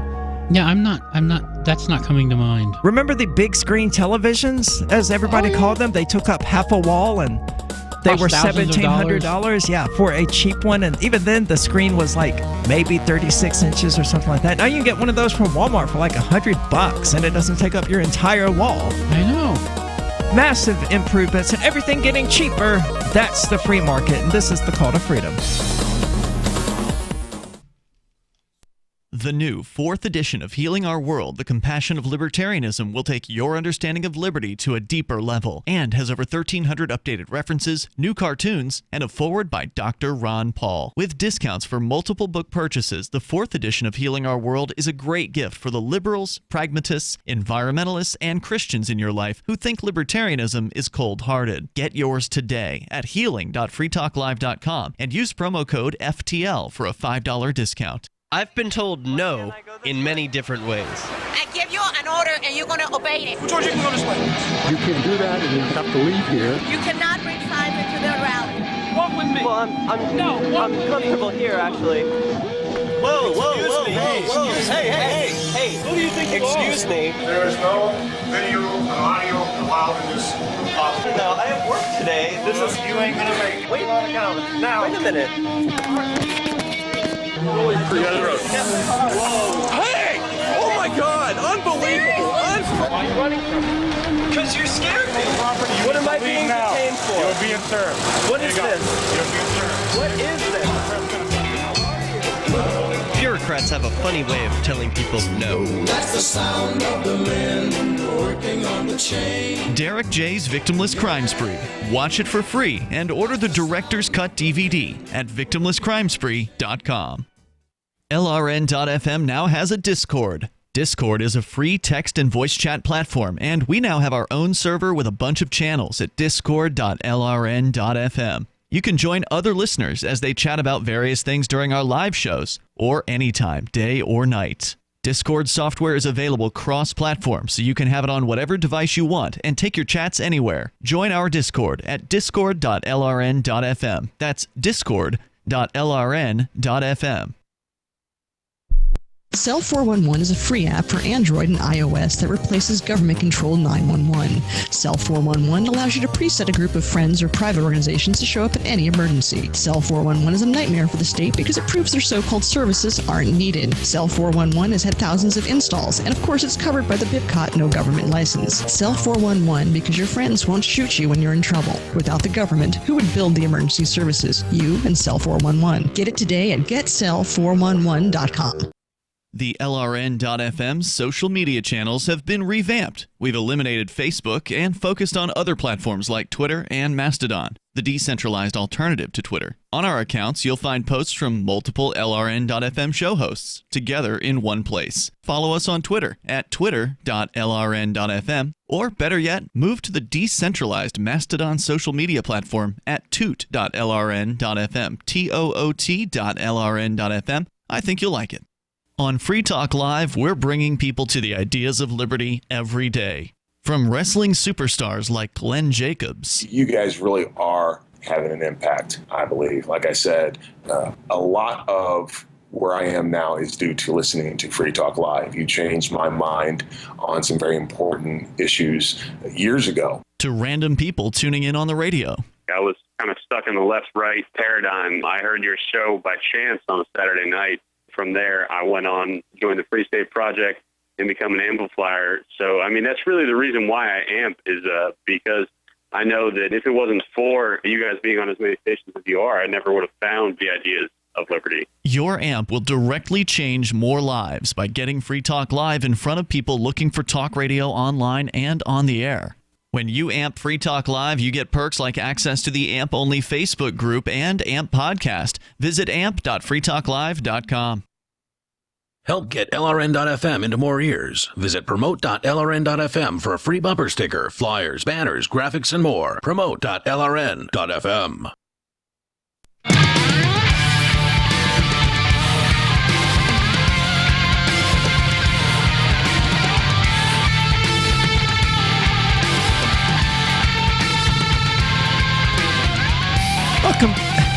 Welcome back. This is the Call to Freedom. As always, you're invited to give us a call at 603-283-6160. Again, that's 603-283-6160. Or you can use the Discord call-in lines, which you can find at discord.lrn.fm if you would like to weigh in on the subject or change the subject entirely. Really, we're not picky. You can also join in the chat there, which is about a not safe for work topic that I can't comment on at the moment. You can sure laugh. Ordinarily, I would comment on it, but I was actually told the other day that much of our conversation is not actually radio friendly. So, oops. Yeah, my bad. So, getting back to the Mueller report, much of the faring even worse is the BuzzFeed bombshell from January, which claimed that President Donald Trump directed his longtime attorney Michael Cohen to lie to Congress about negotiations to build a Trump Tower in Moscow. And this is completely ridiculous. Even if it's true, who freaking cares? I do not see how the timeline of the building of the Trump Tower could in any way suggest a conspiracy between Trump and the Russian government. But that seems to be the allegation. Yep. So Cohen also told the special counsel that after the election, the president personally instructed him to lie by claiming that negotiations ended months earlier than they actually did in order to obscure Trump's involvement. That was coming to us from BuzzFeed. Shocking. They're a bit stupid over there. Yeah. Mueller himself responded to the story by insisting it was false. And his report directly contradicts it, as it makes clear that Cohen told Mueller the exact opposite. Oops. That the president did not direct him to provide false testimony. Cohen also said he did not tell the president about the specifics of his planned testimony. So it's just sort of Democrats' words against Cohen's words. I mean, why would Cohen tell his prosecutor, yeah, Trump told me to lie, and I did? Why would he say that? He wouldn't. That's not something you would say to the media. No, well, it's not. It's to Mueller that he would be making that claim. And yeah, that's nonsense. You know, he's not going to indict himself, which is ultimately what that would be. It would be like, yeah, I committed perjury and fraud. Yeah, well, I mean, what's the big deal, Mr. Special Investigator for the FBI? So this whole thing, it's a lot of he said, she said stuff where it really just depends on whose point of view you take. The Republicans are holding up, oh, well, Cohen obviously told the truth to Mueller. He wouldn't dare lie to him. No, they were lying back when they said that they were going to lie about the negotiations. But now, now he's totally telling the truth. And of course, Democrats are going to say the same thing, only in reverse. So it's not the definitive denunciation of Trump collusion that Republicans would hope. It's close enough. I don't even know if it's close enough. It's just Mueller is saying the same thing that Republicans have been saying. A lot of this bombshell evidence saying that there was no collusion seems to depend entirely upon what people within the Trump campaign said. And that, to me, is kind of silly because they're not going to incriminate themselves. Equally debunked is CNN's major blockbuster by Jim Sciutto, blah, blah, blah, from last July that Michael Cohen, President Donald Trump's former personal attorney, claims that then candidate Trump knew in advance about the June 2016 meeting in Trump Tower. I don't know what you would get there, a person whose name I can't say on the air. The Mueller report says the exact opposite, that Cohen had no knowledge of Trump's advanced knowledge, which I don't feel to be a very definitive statement. Yeah, well, he didn't know that Trump knew in advance. It's what do you know and when did you know it? Yeah. Again. And the less said about the Steele dossier, the better. PP tapes, secret meetings in Prague, and indescribably unhinged claims like this one. From Rachel Maddow, who says Russians may be controlling our government. Yeah, which, you know, I mean, sure, that's true. So could moon men and lizard people.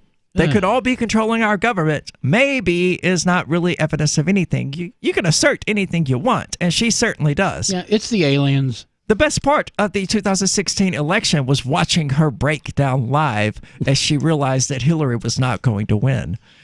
And the Young Turks did it too.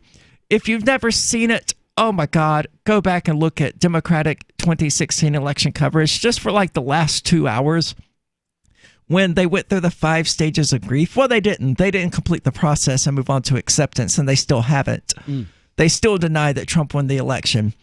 Even though, they'll always deny that. Yeah, even though he quite obviously did. He didn't get the popular vote. Oh, God. I'm scared to see what that is. On DLive? On Discord. Oh, God. But yeah, so, I mean, you could watch them sort of deny it at first and then come to grips with the reality that Hillary was going to lose, and they become just more and more dejected as the night went on. It's very good stuff. To the extent that I think that big fat buffalo dude at the Young Turks was actually like throwing stuff. Wow. Yeah, I didn't see this. He was upset. I said I think. I do not remember exactly. It was 3.5 years ago. It's been a little while. So, yeah, it has. But why accept a Nazi? Because Trump is not a Nazi. But beyond the gutting of these core conspiracy claims, they haven't been gutted. Again, it's just he said, she said, and whose word you want to believe. And when they're saying... It was the Democrats that said we should put all our hopes and dreams on the Mueller report. Yeah, but I did not. I said we should remain skeptical of the claims people make. And when they make claims like, this is definitive proof that there was no collusion whatsoever, I'm going to be as skeptical of that claim as I am when the Democrats say, oh, well, he lied about the Trump Tower negotiations, so clearly he was colluding. Okay, so colluding, that brings me to a point I wanted to make. If you're out there using that word collusion, you don't know what you're talking about. So I read page 1 of the Mueller report. And like almost the first paragraph, he goes into why the word collusion, it doesn't actually mean anything. And that's not something he can actually look for. All he can do is see whether there was conspiracy or coordination or something that has a legal meaning. Slideways has asked on DLive who put the bombs in Tower 7. It's a hard-hitting question. I, too, would like to know the answer to that. I would imagine... And I realize this is not a good thing to say with the amount of time we have left for this particular segment. I imagine it was the CIA who had offices within Building 7, and which, of course, was not hit by a plane, but burned down anyway. In fact, you can actually listen to the owner of the building, I think Silverstein or something like that, I don't remember his name now, actually say, there's been so much loss of life today, I think it would be better to just pull it, referring to demolishing the building, and about 35 minutes later, the building was demolished. So this is the call to freedom. I'm not going to get further into 9/11, though. We're going to get back into the Mueller report because it's the best conspiracy theory. This is the call to freedom.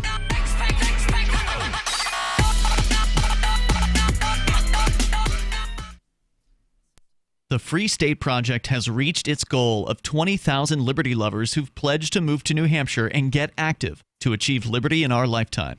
Perhaps you're trying to figure out what part of New Hampshire should be your destination.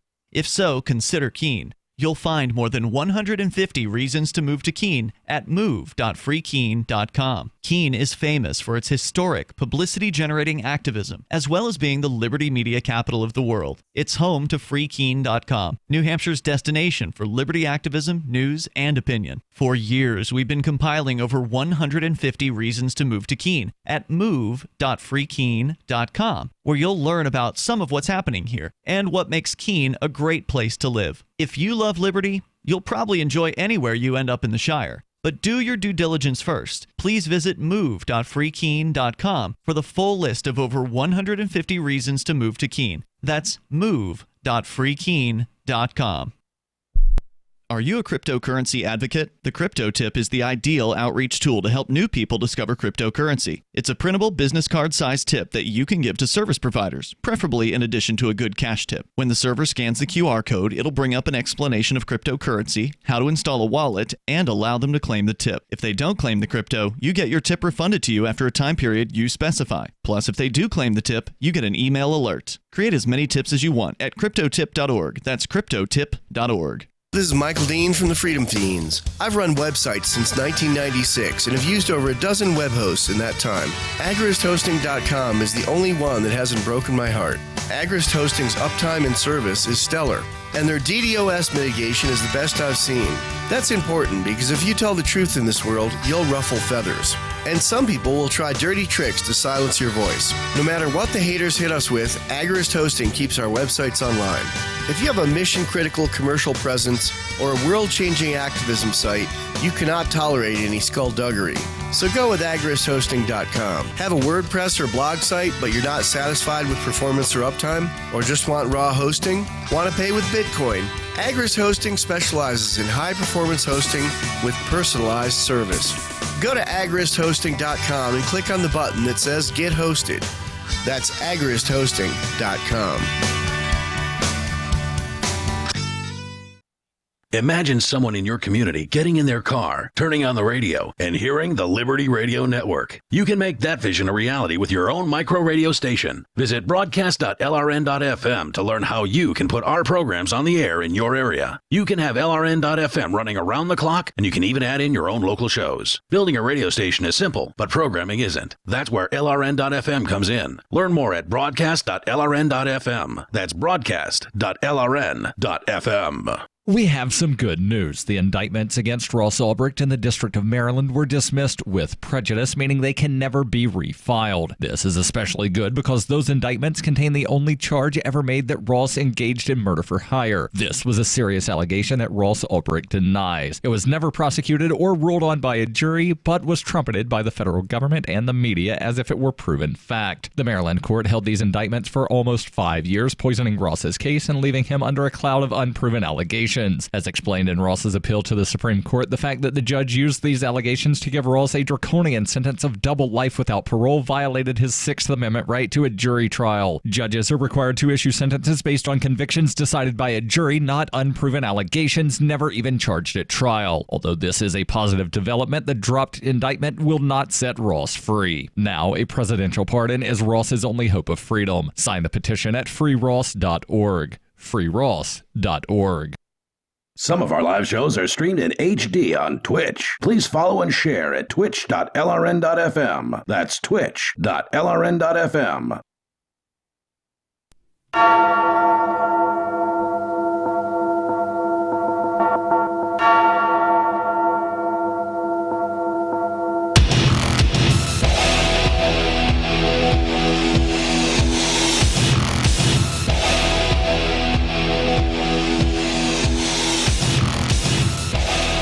Welcome back. This is the Call to Freedom. You're invited to check us out on social media. You can find us on Facebook by using @CallToFreedom, on Twitter by using @CTF_LRN, and on Mastodon, we're on the Liberdon server. You can find us by using @CallToFreedom there as well. And you're invited to check us out on Discord, which you can find at discord.lrn.fm, where most of the many of the show hosts here on the Liberty Radio Network are members and regularly chat with people. There's a particularly amusing clip from the most recent episode of Arya Uncensored being posted and discussed right now. Yeah, we did look at that over the break, but the audio didn't come to my headset, so I don't know what it was. I don't think you had your headset on. It came to mine. I put it on, but I was hearing nothing. Oh, weird. That's very weird. Anyway, so that was a thing that's been going on. Somebody has pointed out on Twitch, Crimson has pointed out that Mueller did not have the authority to prosecute Trump in the first place. This is true.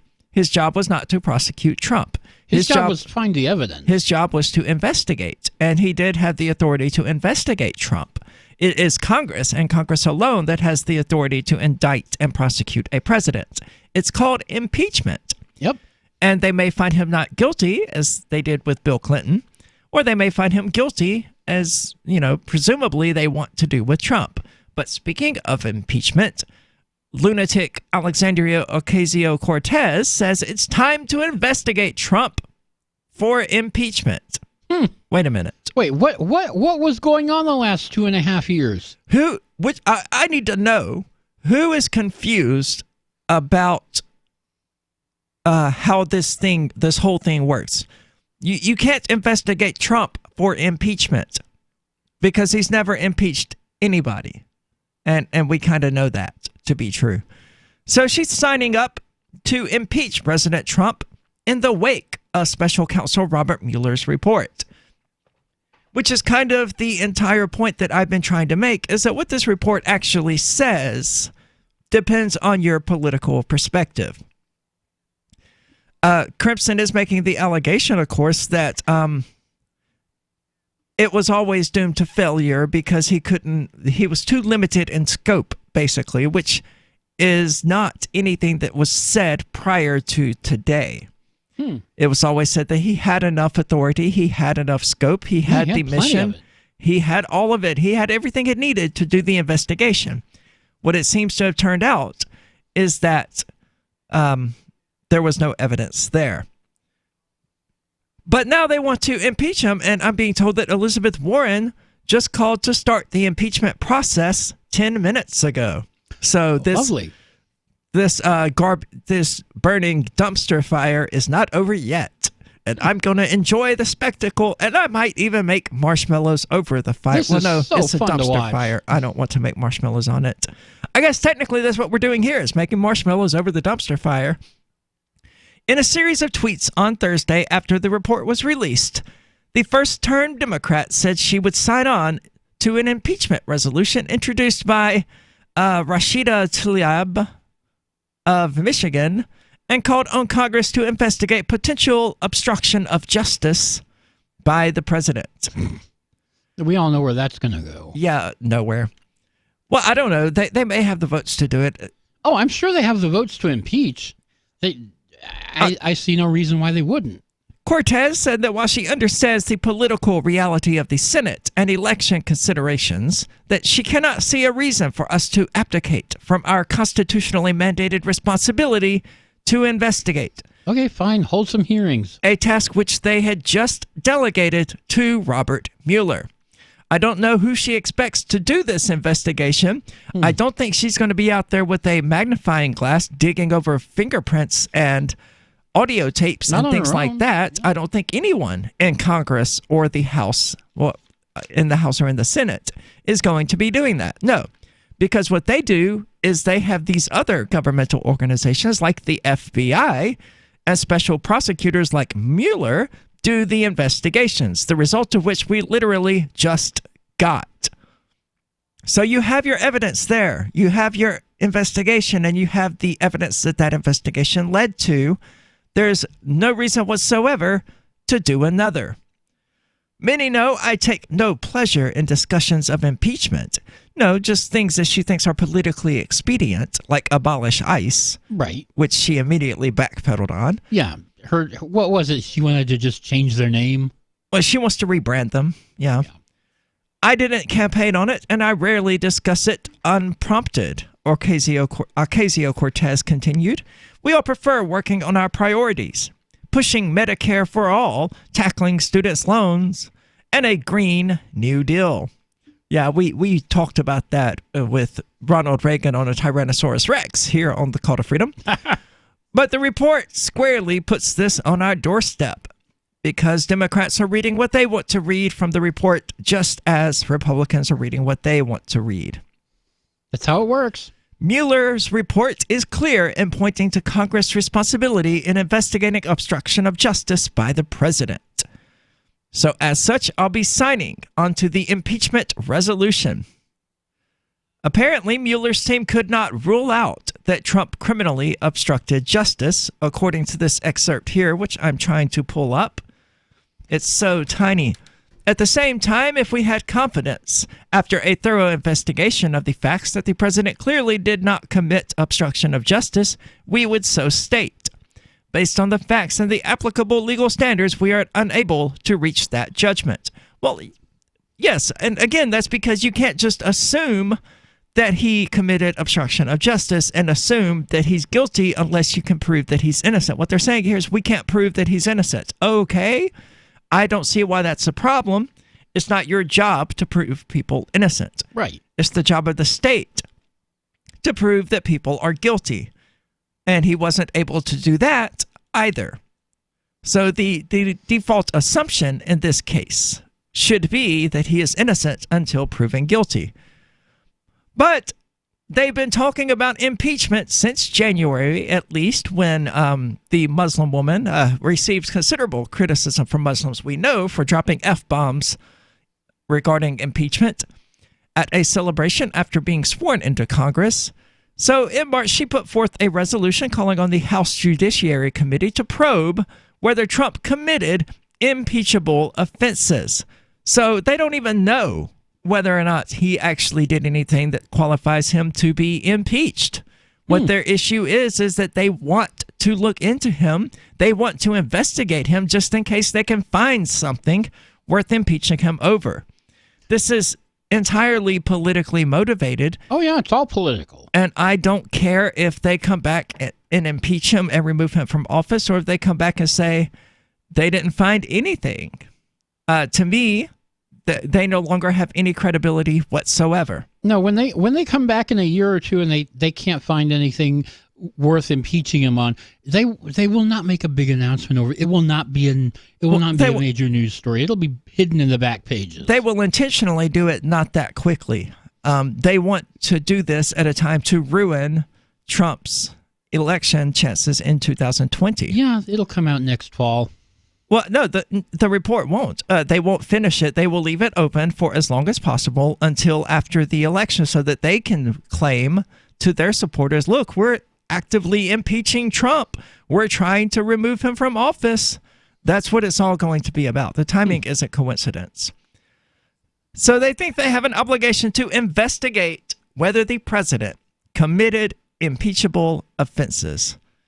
That's disgusting. Good luck. Did they have that same responsibility when Barack Obama was in office? Or when George W. Bush was in office? No, yes, they did, but they didn't do anything. They don't have the responsibility to investigate whether a president has committed an impeachable offense. They have the authority to investigate whether an offense is impeachable, but they're not doing that. They're looking for something to impeach him over. They're not looking for something he's done and hoping that it's, well, they kind of are. This is a call to freedom. I'm going to flesh out my thoughts during the break and get more into it when we get back, so don't go anywhere. Did you know you can legally exit the U.S. federal income tax system? Well, it's true, and thousands of American nationals are doing it. The 16th Amendment and the Internal Revenue Code are legal, but only in a limited jurisdiction. This is the basis behind the voluntary nature of the income tax. Learn the exit strategy provided by Congress. Find out more by visiting weissparis.com and watch our numerous videos. That's WEISSparis.com. Is spreading the message of liberty, cryptocurrency, and peace around the globe worth $2 per month to you? As you may already know, in addition to our internet feed, LRN.FM broadcasts on free-to-air satellite across North and Central America, as well as Sub-Saharan Africa. And we've been available on satellite for free 24/7 since 2010. The LRN.FM free-to-air satellite signal is reaching some of the most oppressive regimes in the world, and there's no doubt our ideas are making an impact. You can learn more about the channel's impact by watching the 3-minute video at fund.lrn.fm.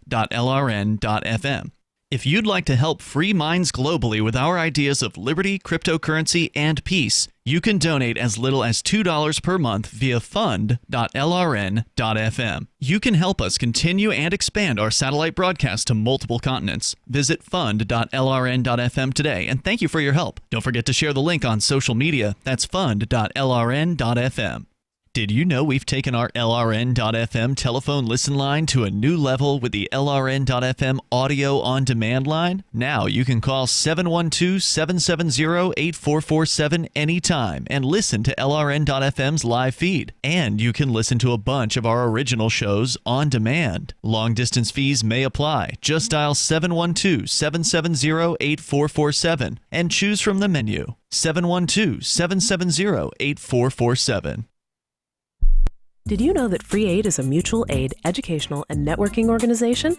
At Free Aid, we support volunteers who provide first aid. We do outreach to the public about health and safety, and we bring together medically skilled freedom lovers. Free Aid is made possible by your generous support. Donors can receive great gifts like first aid kits, t-shirts, silver dime cards, and hoodies. The Free Aid Silver Dime Card Project is sponsored in part by Roberts & Roberts Brokerage, Freedom's Phoenix, and Don't Tread on Meme. Visit fr33aid.com. Some of you asked, and now we've delivered. LRN.FM's live Keene, New Hampshire studio shows are now streamed in HD on Twitch. Visit our channel at twitch.lrn.fm and give it a follow. If you have Amazon Prime, you get one free subscription on Twitch. If you use it on our channel, Twitch will give LRN.FM a monthly piece of your Prime subscription cost. So please watch, follow, share, and subscribe to twitch.lrn.fm. That's twitch.lrn.fm. Hey, I'm LRN.FM Program Director Ian Freeman. If you're listening to our free-to-air satellite feed in North or Central America, heads up! We've been on the Galaxy 19 satellite since 2010, but now our satellite provider is moving LRN.FM to a new channel on a different transponder. The current channel will stay on the air until the end of May to give you time to transition without any loss of service, so don't delay. I've posted the new channel details at sat.lrn.fm, but in case you're listening with no internet access, if you do a blind scan on your receiver, you should see the new channel at transponder 6, 11.8425 GHz, horizontal polarization, symbol rate 22,000, FEC 3/4. All that information is at sat.lrn.fm, as well as a link to our Patreon, where you can support our channels for just $2 a month. Visit sat.lrn.fm for more information about our international satellite channels, and thanks for listening to LRN.fm. Love what we do? Please help support our international satellite channels at patreon.lrn.fm. That's patreon.lrn.fm.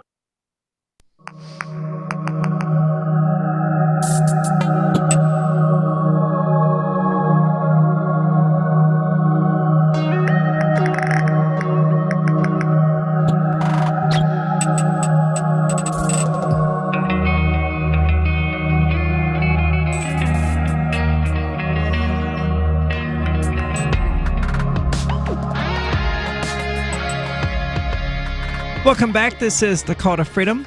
And as always, I'm going to remind you that our podcasts have moved. They are officially, completely on Podbean now. You can find them at calltofreedomlive.podbean.com. And they're now located as well on Spotify, Google Play Music, and iTunes. So finally, any of those platforms where you can search for Call to Freedom, you can do so, and you can find our show and listen to it directly. Mortified Penguin accuses me of defending Trump. I am not defending Trump. I don't think anything I've said at any point in this could qualify as defending Trump. I am skeptical of claims that one side makes about the other. And I think that skepticism in that regard is both healthy and the best approach to this sort of situation. No, I don't believe Democrats when they say that Trump conspired with Russia, however we wish to phrase it. I don't believe them. My default position is say, okay, convince me that you're not full of crap. Yeah, let's have some evidence here. And when Robert Mueller comes forward and says, well, I can't prove that Trump is innocent, but I also can't prove he's guilty, that's more the position I take about it, except I'm going to extend to Trump the same courtesy that I believe should be extended to every single individual, which is that they are innocent until proven guilty. Not that their innocence has to be proven. Their guilt has to be proven. I will give Trump that same courtesy. And if you think this qualifies as defending him, then I would suggest to you that partisanism is blinding you. So anyway, back to Alexandria or Kezio, whatever her name is, that crazy chick from New York who went from waitress to politician, and good on her for that. But she has no idea what she's talking about. She did in economics, though, I hear. How'd that happen? I don't know. I don't know how you do in economics. But the Mueller report outlined 10 potential instances of obstruction of justice, apparently, by President Trump, including his decision to fire FBI Director James Comey and his attempts to oust the special counsel. But Mueller declined to come down on whether the president committed criminal obstruction of justice and instead left the decision in Congress's hands. Okay. So, sorry, we're being derailed. Yeah, a lot of people like to call me crazy. I don't know why. They assume, that I say that I'm female. In fact, I've never said that, not at any point in my life. I was asked earlier whether I'm a trap. I responded, I'm trans. Yeah, I'm very upfront about being trans. That other people assume that this means I'm going around going, I'm a woman, is BS. I have never done that. So I am fully aware of what I am. And if having a preference of makeup and bodily choices and clothing makes me crazy, then again, I would suggest to you that your attachment to arbitrary definitions is a problem. Yeah, don't get me started on the DSM-5. I have to. I have to address that when it gets brought up. Because the label of crazy, right? Is that an actual psychiatric diagnosis? What? Crazy? Well, no. But if you are in the DSM-5, if you qualify for one of the conditions in the DSM-5, you have a mental illness, right? Oh, right. So the reason that gender identity disorder or gender dysphoria is included within the DSM-5 has been stated by the people who made the DSM-5 to ensure that estrogen, spironolactone, and testosterone and other hormonal therapies are available and covered by insurance for trans people. That's why it's still there, even though it would be more politically expedient to remove that ammunition from the gun that a lot of people like to point at me and say, no, you're clearly crazy because the DSM-5 says so. And even though it says that there's a difference between gender and sex and all of these other things that we don't want to recognize as being valid, this one thing right here, it's totally valid. The rest of it, no, not so much. But this part here that reinforces the insult that we want to throw at you, totally valid. But the reason they did that, the reason they kept it in there, and again, the people who actually produced the DSM have stated this, was so that hormonal therapies are available to trans people and covered by people's insurance, not considered optional. So, I guess good on them for that, right? Right. And there was another point related to that I was actually going to get into, but I don't remember exactly what it was. But it was related to that. Yes, the DSM tool is absolutely a political tool. It is not a medical guide. It's politicized from beginning to end. And it always has been. Homosexuality. I think the DSM didn't exist then, but the same. It was in there. The same was it in a previous version? Certainly, I wouldn't expect it to still be there in 2019 or anything like that. But once upon a time, whether the DSM existed or not, homosexuality was considered indicative of mental illness, extreme mental illness. In fact. You were a pedophile if you were gay, and all of these other things that have just totally untrue, totally fabricated stereotypes about people because they didn't want to acknowledge the validity of their life choices. Yeah, until the 70s. That's what I would have expected. So, all kinds of things like that you're going to find in there. There's probably polyamory listed within there. Oh, if you don't want to engage in monogamous relationships, you're insane. So, it's a political tool. It always has been, because in the end, what you have is just a bunch of people sitting down to write what society standards should be. And that's what the DSM is. They try to reflect changes in social standards. They're not always successful, but that's all they do. It's a political tool from beginning to end. So anyway, apparently there are 10 potential instances of obstruction of justice, according to Democrats, which I find to be just extremely fascinating because we're not looking at Vox because we're fair and balanced here on Call to Freedom.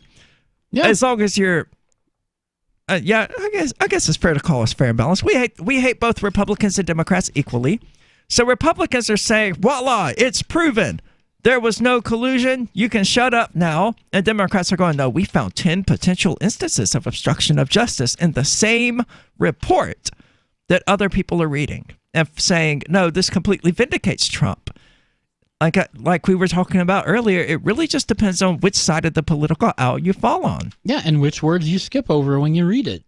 With respect to whether the president can be found to have obstructed justice by exercising his powers under Article 2 of the Constitution, we conclude that Congress has authority to prohibit a president's corrupt use of his authority in order to protect the integrity of the administration of justice. The report reads, that's an interesting idea. If he has the power to do it, I mean, that's the issue here. You know, he shouldn't have the power to do it, but he does. So if he has the power under Article 2 of the Constitution to do something, then they're saying that only Congress has the authority to say, no, you can't do that, and because it's corrupt. Yeah, and that's not true at all. Congress has no authority whatsoever to tell the president that he can't exercise his constitutional powers that he should not have, and that indeed no one should have because the Constitution shouldn't exist, and neither should the government. Well, there's that, yeah. Yeah. There is no strict agreement among Democrats on what to do following the Mueller report, including when it comes to impeachment. House Majority Leader Hoyer said in an interview with CNN on Thursday that impeachment is not worthwhile at this time. Very frankly, there is an election in 18 months, and the American people will make a judgment. Yeah, I'm going to predict this one. I'm going to say Trump gets reelected. Yeah, I mean, that's generally the idea here. Put this information to the American people. Let the American people decide whether or not he should be impeached. And if they so decide that he should be impeached, then they won't vote for him. But it's also possible, I think they're going to run this throughout the election as oh, look, we're taking on Trump. We're impeaching him. But it's equally possible that they're going to withhold it until he wins re-election in 2020, which, although I don't like Trump, I'm pretty confident he's going to win. Because they're going to run Bernie Sanders against him thinking, oh, well, America's just totally ready for this insane brand of socialism that isn't socialism, even according to real socialists, and that is just basically a new layer of the fascism that we've always had. And America's going to go, no, this guy identifies openly as a socialist, and we don't want anything to do with that. And this is the Call to Freedom. We'll be back with more of this discussion, so don't go anywhere.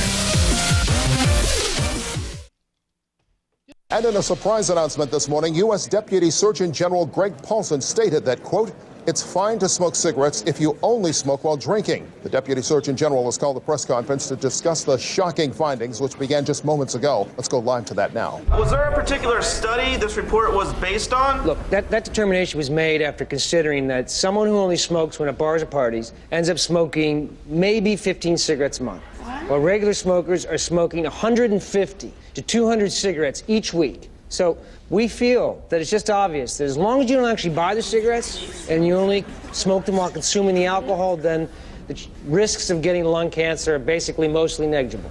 Just common sense. This announcement comes on the heels of the Surgeon General's last announcement that drinking and driving is fine if you ate a lot that day or if it's a route you take all the time sober. Moving on, the Japanese Space Agency has announced plans to put a schoolgirl on the moon by 2015. This is the Onion News Network. Did you know you can listen to LRN.FM via our free-to-air satellite channels? We have channels over nearly all of North America and much of Africa. All you need is an affordable receiver and a dish as small as 30 inches. There are no monthly fees. Learn more at sat.lrn.fm. Plus, if you are a broadcaster or want to be one, this is a good delivery method for our content. See our coverage maps and get details at sat.lrn.fm. That's sat.lrn.fm. sat.lrn.fm. There are basically two types of advertising, direct response and branding. Radio's great for direct response with its low cost to listener ratio, but audio can't be beat for branding, which is a longer-term endeavor. You want to be the first thing that someone thinks of when they think about your product or service. If you have a local business that you want kept top of mind in your community, call the station. If you need national reach, Free Talk Live's got around 200 radio stations, millions of monthly listening sessions, can suit all budgets, and if we don't think we're right for you, we'll tell you. Email me, mark@freetalklive.com. More of the Call to Freedom is coming up next, live after the news on the Liberty Radio Network at LRN. This is the Liberty Beat, your daily source for liberty news and activist updates. Produced in partnership with SNLS News and listeners like you. Online at libertybeat.news and snls.news. I'm Mick Murrow reporting for the weekend edition of the Liberty Beat. Gold is trading around $1,276. Silver at $14.98, and Bitcoin is trading around $5,275. Today's prices are brought to you by InnoScale. Take off with Managed Cloud. Looking for a safe, secure way to store your important files online? Let InnoScale handle it for you. Their high-availability cloud servers are the perfect solution for clients needing one or more secure, scalable servers with built-in hardware failover protection. For details, see them online at innoscale.net. In the news, U.S. Congresswoman Alexandria Ocasio-Cortez has proposed the U.S. cut military and economic aid to Israel worth $3 billion a year in response to the re-election of Benjamin Netanyahu as prime minister. Ocasio-Cortez explained that there are many ways to protect the Palestinians from Israeli violations, including a bill proposed by Democratic Minnesota Representative Betty McCollum that would prohibit U.S. aid to Israel from being used to detain Palestinian children in the West Bank.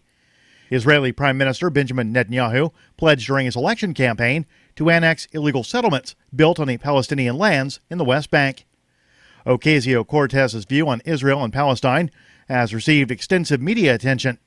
The Democratic candidate expressed her support for the Palestinians during the Land Day protests in Gaza, in which 135 Palestinians were killed by Israeli occupation forces.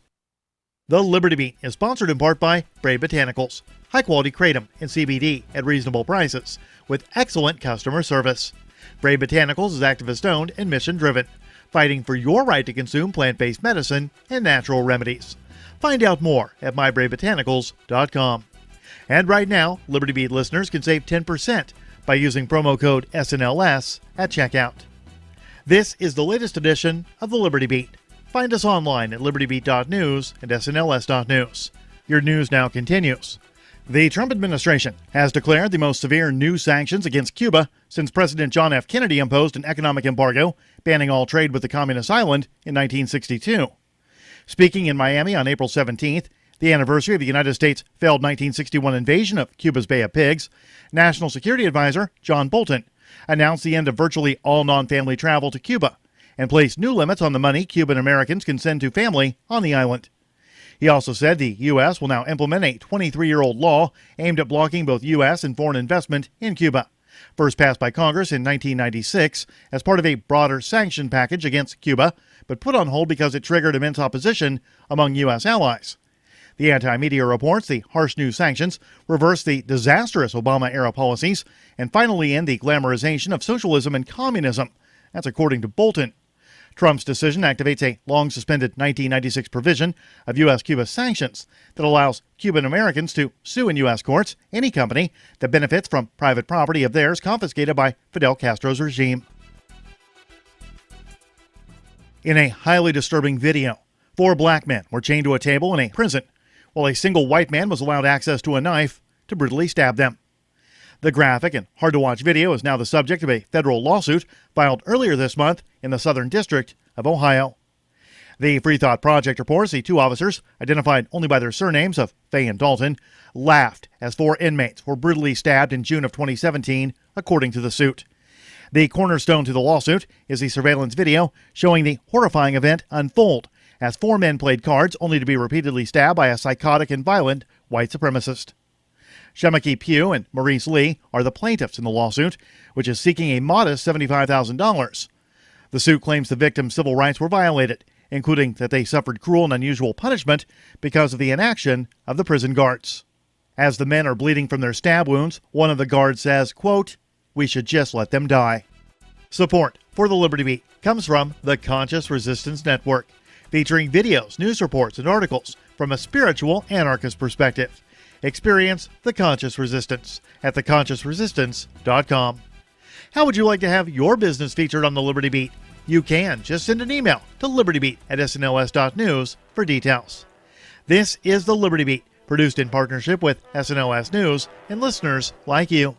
The Liberty Beat is online at libertybeat.news and snls.news. I'm Mick Murrow, reporting for the Liberty Beat, reminding you, spread liberty with a smile. The Relationship Pro talks to your girlfriend so you don't have to.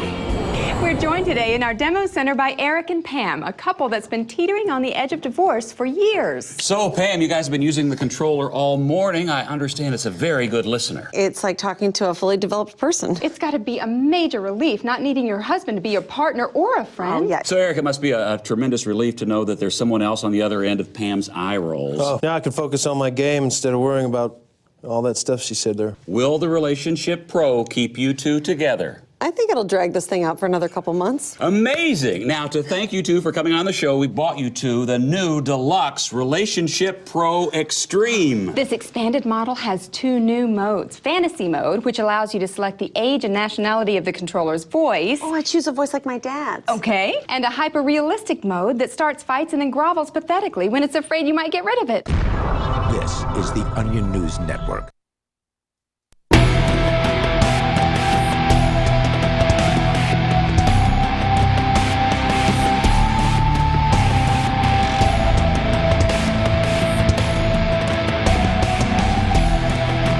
Welcome back. This is The Call to Freedom. I'm your host, as always, Aria DeMezzo of Aria Uncensored, which you can watch live on DLive and Twitch and YouTube. Airs every Tuesday night at 10 o'clock p.m. Eastern Standard Time. And I do the show topless and usually some sort of inebriated. The past two episodes I've been drunk. On the next one, I'm going to be on shrooms. That will be a trip. Literally. And I'm joined in the studio today by Michael Hampton from BitcoinHistory.com. And we've been talking about the Mueller report and the fallout from it and the tendency among Republicans. Yes, we are increasingly polarized, and I think that's demonstrated clearly by the perspectives people are presenting in regard to the Mueller report. People on the progressive left want to impeach Trump. People on the right are holding it up as some sort of vindication of Trump. It's somewhere in the middle. Yeah. There is no strict agreement among Democrats on what to do. I said that. Okay. House Speaker Nancy Pelosi in March essentially ruled out impeaching Trump, saying, I don't think we should go down that path because it divides the country and he's just not worth it. Divides the country? Has she been out of her office in the last 4 years? It would seem not, because we are pretty divided as a country goes. The right hates the left hates the right, and they respond to one another by becoming more radical, louder, and more obnoxious, more hateful, more unwilling to listen to what the other side has to say, which of course makes them feel ignored and discarded, which causes them to become more hateful and more bigoted to the extent where, yeah, it's just too complete. It's a tale of two countries is what it's becoming. Yeah, that's about where it's going. And it's not divided among wealth lines as it was in A Tale of Two Cities. It's divided rather clearly among political lines. I'm actually sort of writing a book about A Tale of Two Countries. That's the working title. That won't be what it's called in the end.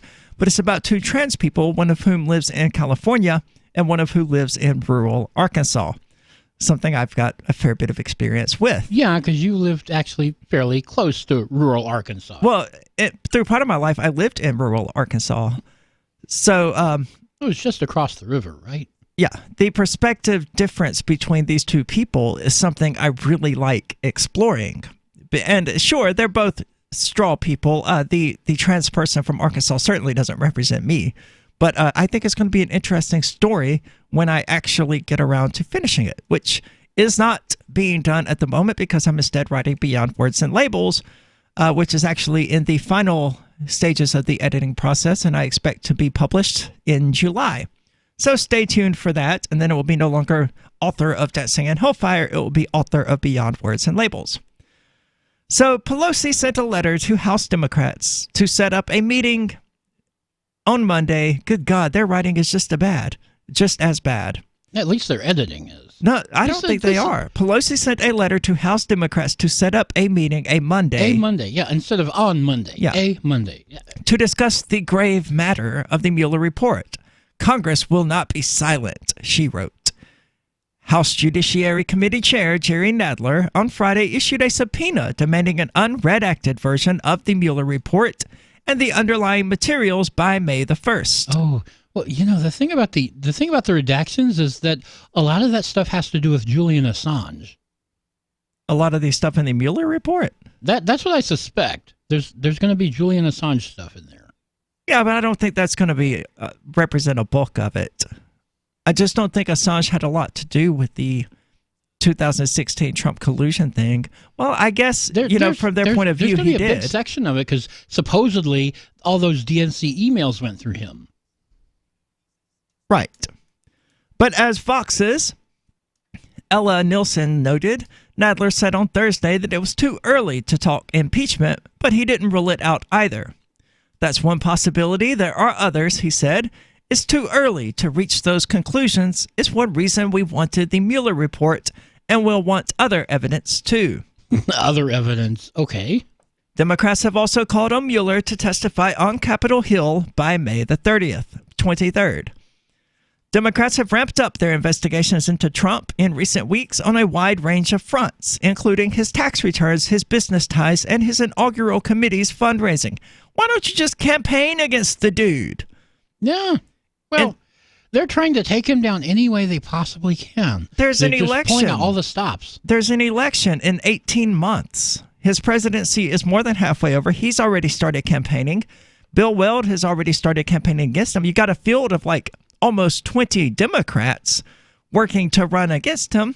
Put your power, put your money behind one of those and just campaign against the guy. Beat him fair and square in the electoral game. This is politics. There's no such thing as fair and square. If they can cheat their way to a victory, they will. But they wouldn't even cheat their way to a victory. Pence would just take over as president. And however, my argument has always been that Mike Pence is impeachment protection. Do you really want the United States government in the hands of a fundamentalist Christian, the guy who was responsible for conversion therapy being added to the GOP platform in 2016? When you impeach Trump, you're making that guy president. Yeah. You don't suddenly get to go, okay, well, we removed the Republican. Now we can put Barack Obama or Elizabeth Warren in the seat. That's not the way it works. You're just going to make Mike Pence president. Yeah, I think what they're thinking is that they know what Mike Pence is going to do. They know he's like a conservative, evangelical, whatchamacallit, that they know how to work with that type of person. Trump just drives them nuts. They don't know how to deal with him. Well, they don't need to deal with him. All they need to do is not pass laws and not let him veto them. I mean, that's the way to really go about doing this. But Democrats have ramped up their investigation. I don't know why they care so much. I mean, all of this is them using their political power as an attempt to unseat President Trump. That's what they're after.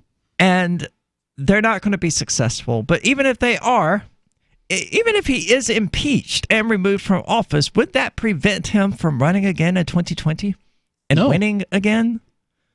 I don't think it might. You certainly can't.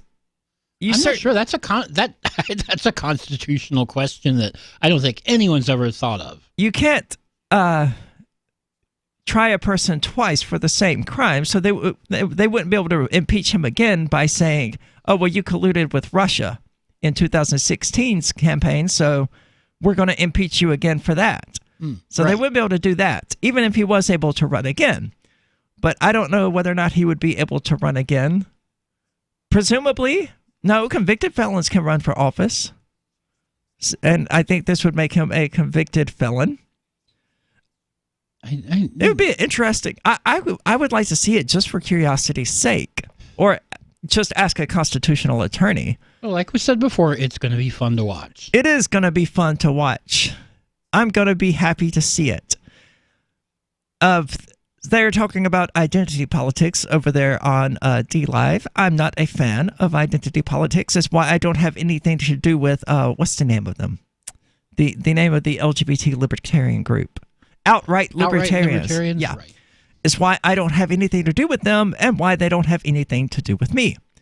I don't think that embracing one's identity is going to be your identity is one thing, but letting your identity dictate your political beliefs is ridiculous. Yeah, well, and to be fair, the outright libertarians technically aren't doing that, except that they don't welcome me, and it's because I'm not an identitarian in the way that they are.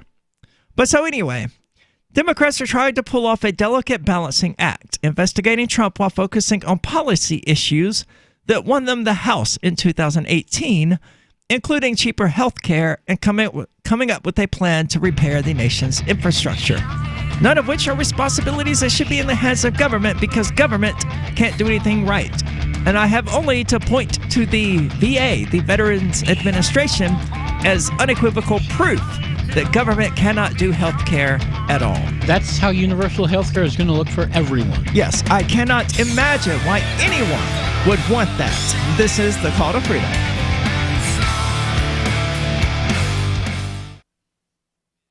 What do you shop for that you could otherwise buy at Amazon? Pretty much everything, right? Amazon has competitive pricing and they deliver, and that's a big plus. If you could plan ahead in your shopping, would you be interested in saving up to 33%?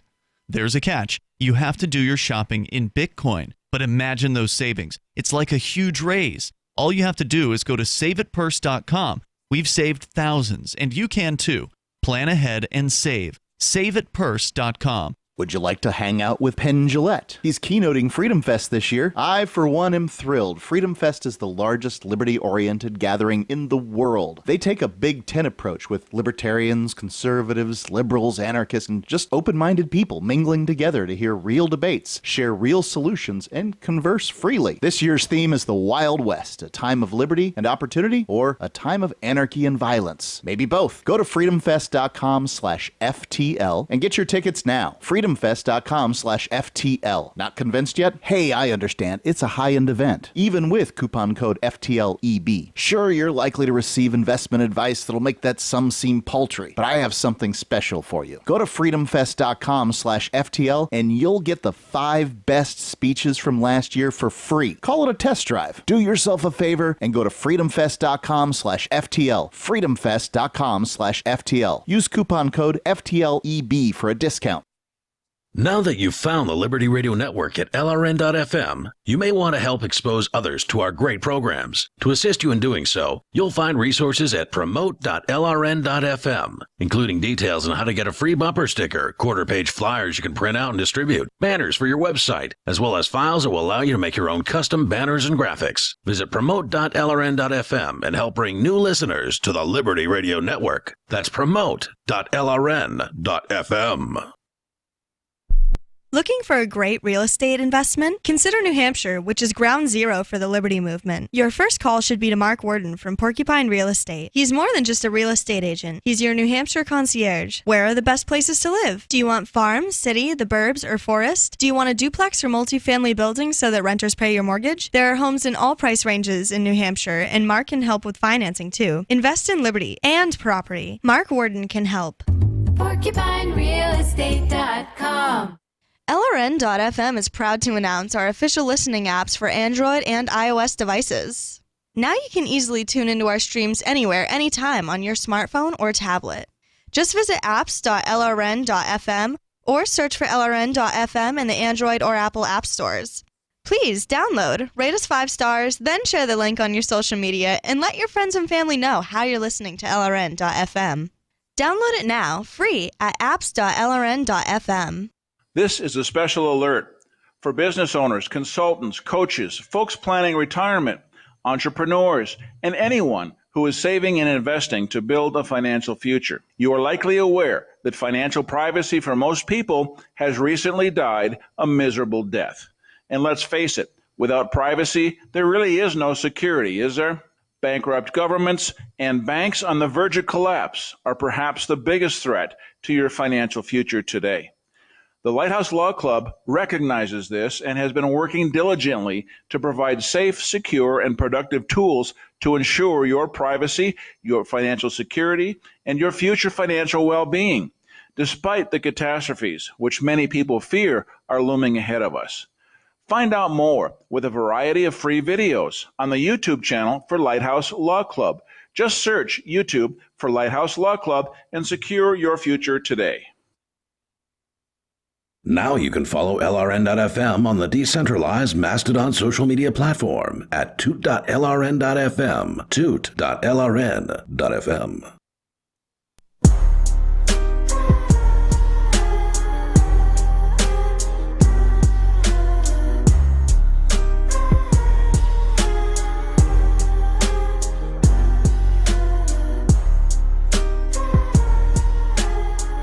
Welcome back. This is the Call to Freedom. You're invited to give us a call at 603-283-6160. Again, that's 603-283-6160. Or you can join the Discord call-in lines, which you can find at discord.lrn.fm, and join in on the conversation there. So we've been talking about the Mueller report and the Democrats' response to it. Evidently, Elizabeth Warren is also joining the call for impeachment alongside Alexandria Ocasio-Cortez. Whatever her name is. Yeah, AOC. I get why people call her AOC now. So I don't think much of anything is going to happen with this. I think the whole thing is just a political circus, and it's pretty ridiculous. Yeah, well, it's entertaining. So getting back to the Intercept here, because that was pretty much the end of the Democrats' perspective on it. They're finding within it evidence that it's time to impeach Trump, evidently, while Republicans are finding in it that, Trump is totally innocent of all charges and that the collusion conspiracy theory has just been demolished. So according to them, because Trump's status as a public figure at the time was attributable in large part to his prior business and entertainment dealings, Robert Mueller's office investigated whether a business contact with Russia-linked individuals and entities during the campaign period, like in the Trump Tower Moscow project, led or involved coordination. Indeed, Mueller's examination of Trump's financial dealings with Russia long predates the start of the Trump campaign, going back several years before the election. Between at least 2013 and 2016, the Trump Organization explored a similar licensing deal in Russia involving the construction of a Trump-branded property in Moscow. Is he getting at a point? He doesn't seem to be getting at a point. Well, this is background, because a lot of people don't know that any of this ever happened. They don't. Mueller additionally made clear that he received authorization to investigate numerous Americans for ties to Russia, despite their not being formally associated with the Trump campaign, including Michael Cohen and Roger Stone. And regarding Cohen, Mueller specifically was authorized to investigate any attempts by Cohen to receive funds from Russia-backed entities. But none of this deep diving to other individuals or years of alleged financial dealings with Russia resulted in finding that Trump or any of his associates were controlled by or corruptly involved with the Russian government. Nothing there then. Oh, of course not. Then there is the issue of Manafort's relationship with the Ukrainians, and specifically his providing of polling data to Konstantin Kilimnik, an episode which Trump-Putin conspiracist Marcy Mueller, along with many others, particularly hyped over and over. So because he gave them polling data that presumably was widely available? That's bizarre. To begin with, Mueller said his office did not identify evidence of a connection between that act and Russian interference in the election, nor did he establish that Manafort otherwise coordinated with the Russian government on its election interference efforts. because of questions about Manafort's credibility and our limited ability to gather evidence on what happened to the polling data after it was sent to Kilimnik. The office could not assess what Kilimnik did with it. The office did not identify evidence of a connection between Manafort sharing polling data and Russia's interference in the election, which has already been reported by U.S. media outlets at the time of the August 2nd meeting. The investigation did not establish that Manafort otherwise coordinated with the Russian government on its election interference efforts.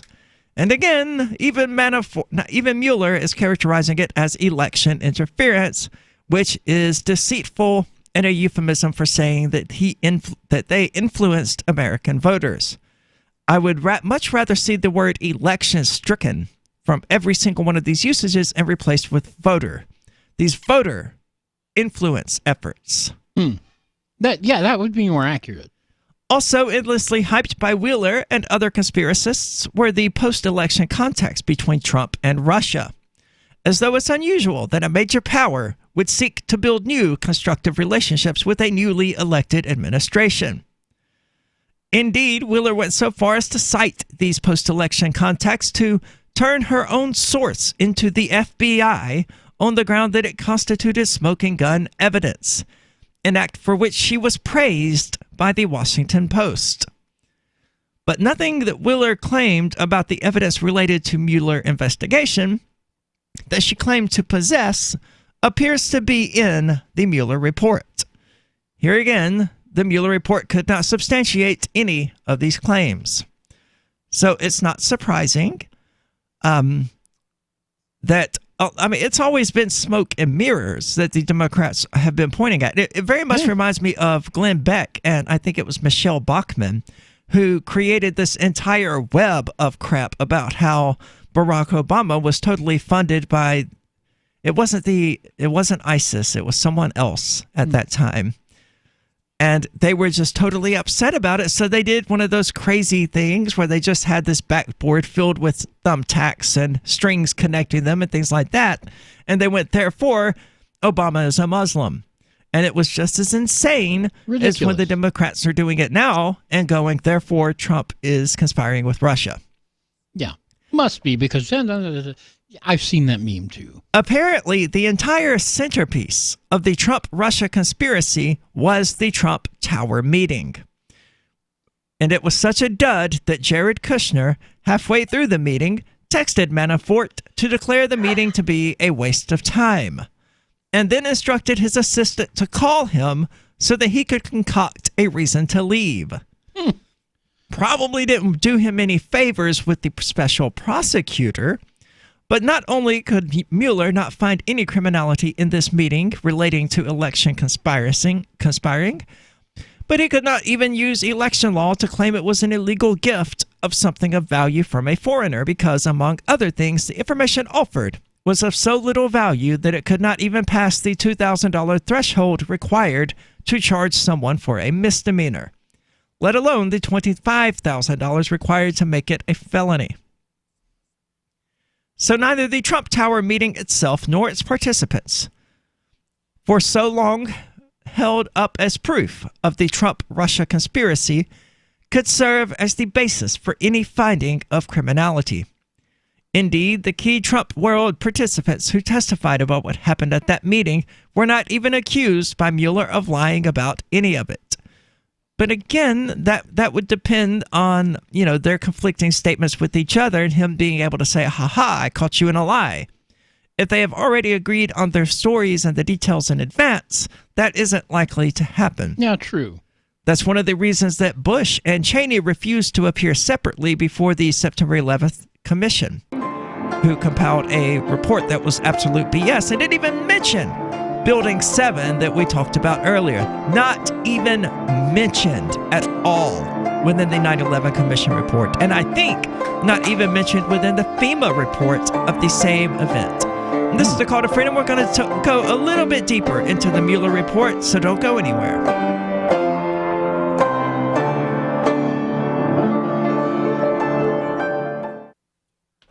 Since time began, tyrants have taken aim at personal liberties. Now there's a movie that aims back. The government has no more right to tell us what to put in our bodies than they have to take our guns or tell us what books we can read. 6 drug police were eaten by bears while raiding a marijuana farm. On your knees, you dirty hippies! Jesus. On your knees! What's the problem, officer? Today, many cops who enforce pot laws do so only because it provides them with cushy jobs, good benefits, and a chance to push people around. I was an undercover narcotics officer. The drug war is nothing but a farce. The Second Amendment says you got to keep you and your gat intact. Guns and Weed, The Road to Freedom. A film by Michael W. Dean and Nima Vadadi. DVD available now at gunsandweed.com or on Amazon. That's gunsandweed.com. Makes the perfect gift. Remember, that's gunsandweed.com. Are you tired of governments murdering people around the world? Stop using their money.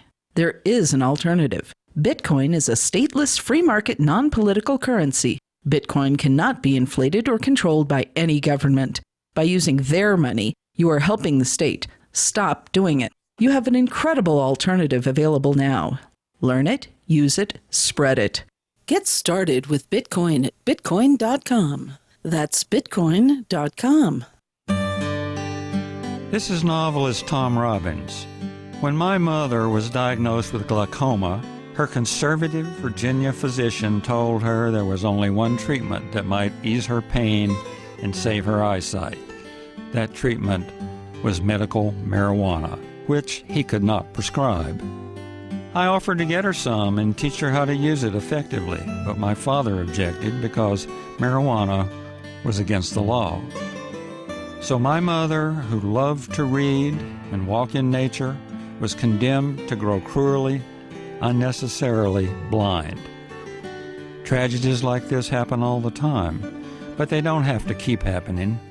To learn more about medical marijuana, call the Marijuana Policy Project at 1-877-JOIN-MPP or visit them on the web at mpp.org. There are lots of ways to listen to Free Talk Live. Our podcast has been around since podcasts began, and now the FTL feed is loaded with content besides our full show archives. Did you know that we make it easy for you to customize your podcast subscriptions? We have different feeds, one that includes only our full shows, one with just the Daily Digest, and one with just the Edgington Post. You decide what you listen to. It's quick and easy to customize your feeds at feeds.freetalklive.com. That's feeds.freetalklive.com. Why did you move to the Shire? I moved here to the Shire because there's other people around who take liberty just as seriously as I do. I moved to the Shire because I saw videos of people challenging authority and thought that I could get support myself. It called to me, like, do this right now. I wanted to be around people like me who got it. And once I got here, I knew there was nowhere else that I wanted to be. I've always wanted to change the world. So I moved to the Shire to join people who were actually working towards doing the same thing. The people here are awesome, loving, and positive. It was for the adventure and for the feeling of something important is happening here. And I just wanted to come to sort of be part of that. Visit ShireSociety.com to read and sign the Shire Society Declaration and learn the reasons why, if you love liberty, you should immigrate to the Shire. Plus, connect with others via the forum at ShireSociety.com. That's ShireSociety.com. This is the Liberty Radio Network, broadcasting the latest liberty-oriented audio content 24 hours a day at LRN.FM.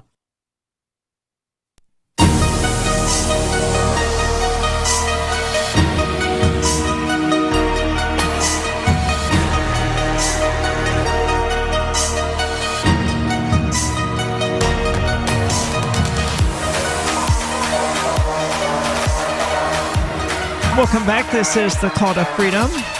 As always, you're invited to give us a call at 603-283-6160. Again, that's 603-283-6160. Or you can use the Discord call-in lines, which you can find at discord.lrn.fm. And the D-Live chat is now distracting me because they are talking about the subject of groups, which, of course, don't exist. Right.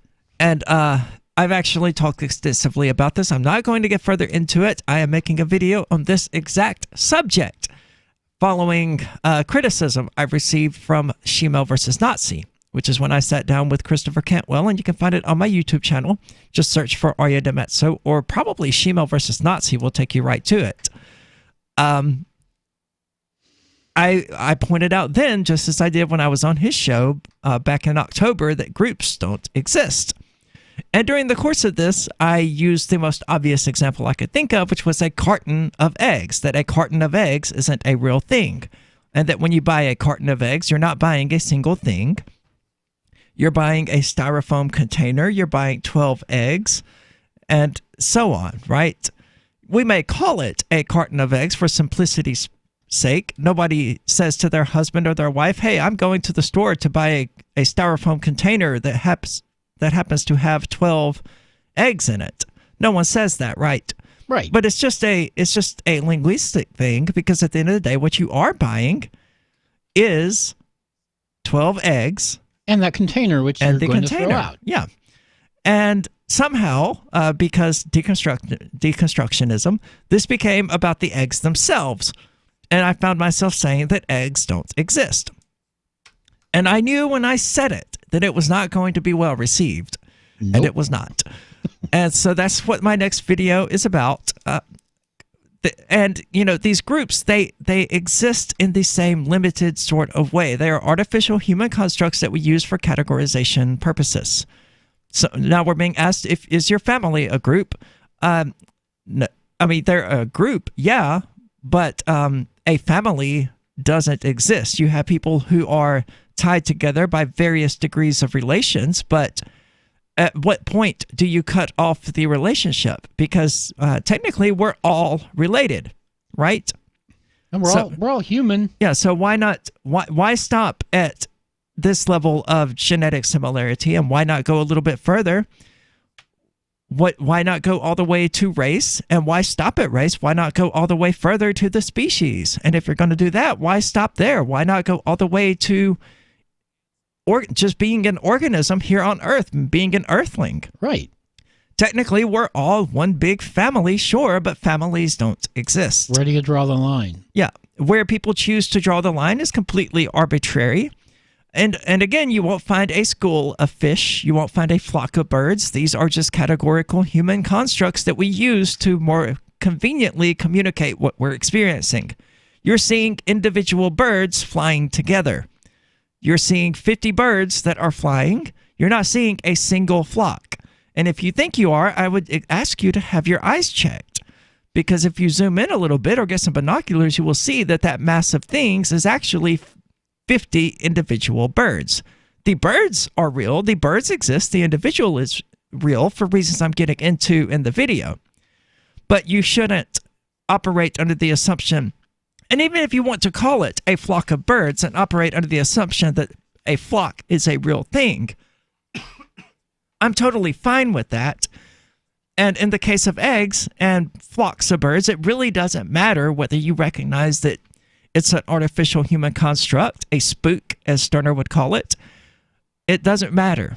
But when we start talking about groups of people, with one person saying that, you know, your country goes downhill as you get more black people, or something just horrible like that, then it becomes a problem, because then you're not just acting like these groups are real. You're creating real consequences in the real world for real individuals based on that errant belief.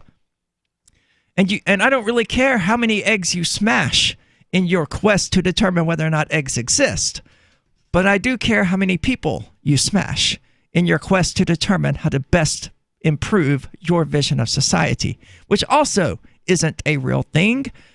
A stamp collection isn't a real thing, and you can't burn a few stamps to make the stamp collection better.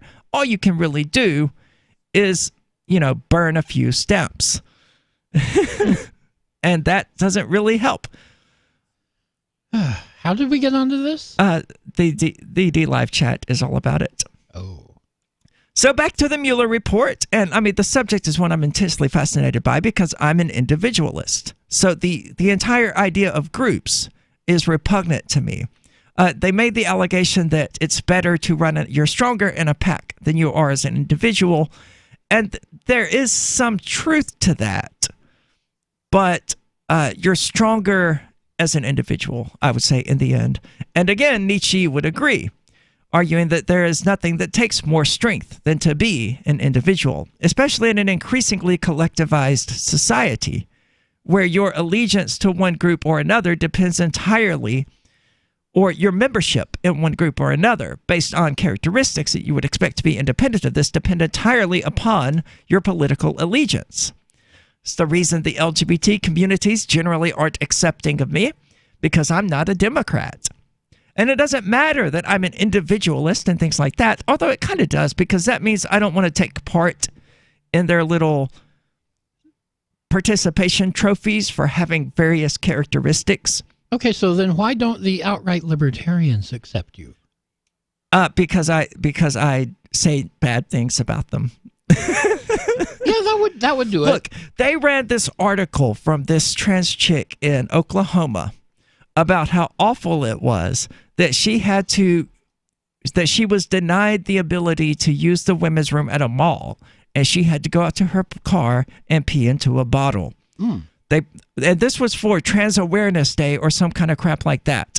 And I was like, hey, I've got this article here. It's already written, already been professionally edited, about how trans people in prison are being made to suffer because the state is looking at, its own documentation rather than these people's individuals and personalities.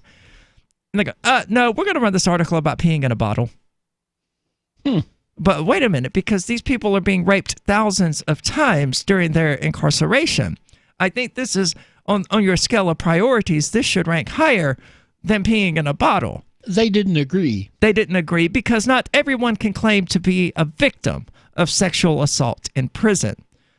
But every trans person can say at one point or another they were denied access to one particular bathroom. And even if they haven't, they can still make the claim, because who's going to know the difference?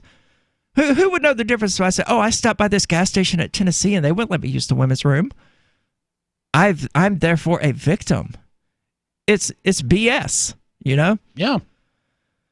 And that's the kind of thing they do. They want to wear that victim badge, their little paper safety clip or whatever it is now, because they want to play into that whole nihilism of the left. And it is nihilism. It's absolutely nihilism. It's an inversion of virtue, and I may rename Beyond Words and Labels to that because of that. But what they've done is they've taken strength and they've turned it into an evil, bad, negative thing. And they've taken weakness and they turned it into a positive thing. This is why they love the victim so much, because a victim is by definition a weak person who has been abused by a strong person. So to them, the victim is the Ubermensch. The victim is the super person. And even though, and what's bizarre about it, and it creates this weird sort of logic that's really hard to define and pin down, is that they attempt to use weakness and victimhood, which again is a weak person abused by a strong person, as a way of gaining strength over others. It's rather than using physical strength or, just cultural strength or whatever, they choose instead to use emotional strength or emotional blackmail, rather, to make people subservient to them and the victimhood culture. And this is the Call to Freedom. We're going to dig a little bit deeper into the Mueller report rather than individualism, so don't go anywhere. So you've signed the Shire Society Declaration and are planning your move to New Hampshire to be around more liberty-oriented people. Next, sign up for the Shire Society Forum at forum.shiresociety.com. There are a bunch of people there who are already in the Shire, and they want to meet you. If you're already in the Shire physically, you should also come by the forums. Remember, not everyone uses Facebook. New people are signing up for the Shire Society Forum every month, so drop in and say hello at forum.shiresociety.com. Hey, I'm LRN.FM Program Director Ian Freeman. If you're listening to our free-to-air satellite feed in North or Central America, heads up! We've been on the Galaxy 19 satellite since 2010, but now our satellite provider is moving LRN.FM to a new channel on a different transponder. The current channel will stay on the air until the end of May to give you time to transition without any loss of service, so don't delay. I've posted the new channel details at sat.lrn.fm, but in case you're listening with no internet access, if you do a blind scan on your receiver, you should see the new channel at transponder 6, 11.8425 gigahertz, horizontal polarization, symbol rate 22,000, FEC 3/4. All that information is at sat.lrn.fm, as well as a link to our Patreon, where you can support our channels for just $2 a month. Visit sat.lrn.fm for more information about our international satellite channels, and thanks for listening to LRN.FM. LRN.FM now has a Discord. Discord is a free text and voice chat platform, and we now have our own server with a bunch of channels at discord.lrn.fm. You can join other listeners as they chat about various things during our live shows, or anytime, day or night. Discord software is available cross-platform, so you can have it on whatever device you want and take your chats anywhere. Join our Discord at discord.lrn.fm. That's discord.lrn.fm. The new 4th edition of Healing Our World, The Compassion of Libertarianism, will take your understanding of liberty to a deeper level and has over 1,300 updated references, new cartoons, and a foreword by Dr. Ron Paul. With discounts for multiple book purchases, the 4th edition of Healing Our World is a great gift for the liberals, pragmatists, environmentalists, and Christians in your life who think libertarianism is cold-hearted. Get yours today at healing.freetalklive.com and use promo code FTL for a $5 discount. The LRN.FM social media channels have been revamped. We've eliminated Facebook and focused on other platforms like Twitter and Mastodon, the decentralized alternative to Twitter. On our accounts, you'll find posts from multiple LRN.FM show hosts together in one place. Follow us on Twitter at twitter.lrn.fm, or better yet, move to the decentralized Mastodon social media platform at toot.lrn.fm, toot.lrn.fm. I think you'll like it. So the protection of life, liberty, and property is what the Free State Project is all about. But it's an effort to move 20,000 people who understand. It's about demonstrating to the entire country that, yeah, we can have a free market, a truly free market. Making it just a freer, great place to live. It's the world's largest voluntarist libertarian community, and it's only getting bigger. That's amazing, to be able to move to a place where other people passionately believe in being free and independent. What the Free State Project is managing to do, though, is to put their money where their mouth is. Physically getting up across the country and saying, let's go someplace and let's demonstrate the power of these ideas. There's a lot of kind of philosophy that surrounds liberty. There's a lot of thinking about it and talking about it. But here in New Hampshire, people are doing it. 101 Reasons Liberty Lives in New Hampshire, a documentary by Free State Project Early Movers. Watch it free at 101reasonsfilm.com. 101reasonsfilm.com. You can sign up to receive the latest about the Liberty Radio Network via our email updates at updates.lrn.fm. That's updates.lrn.fm.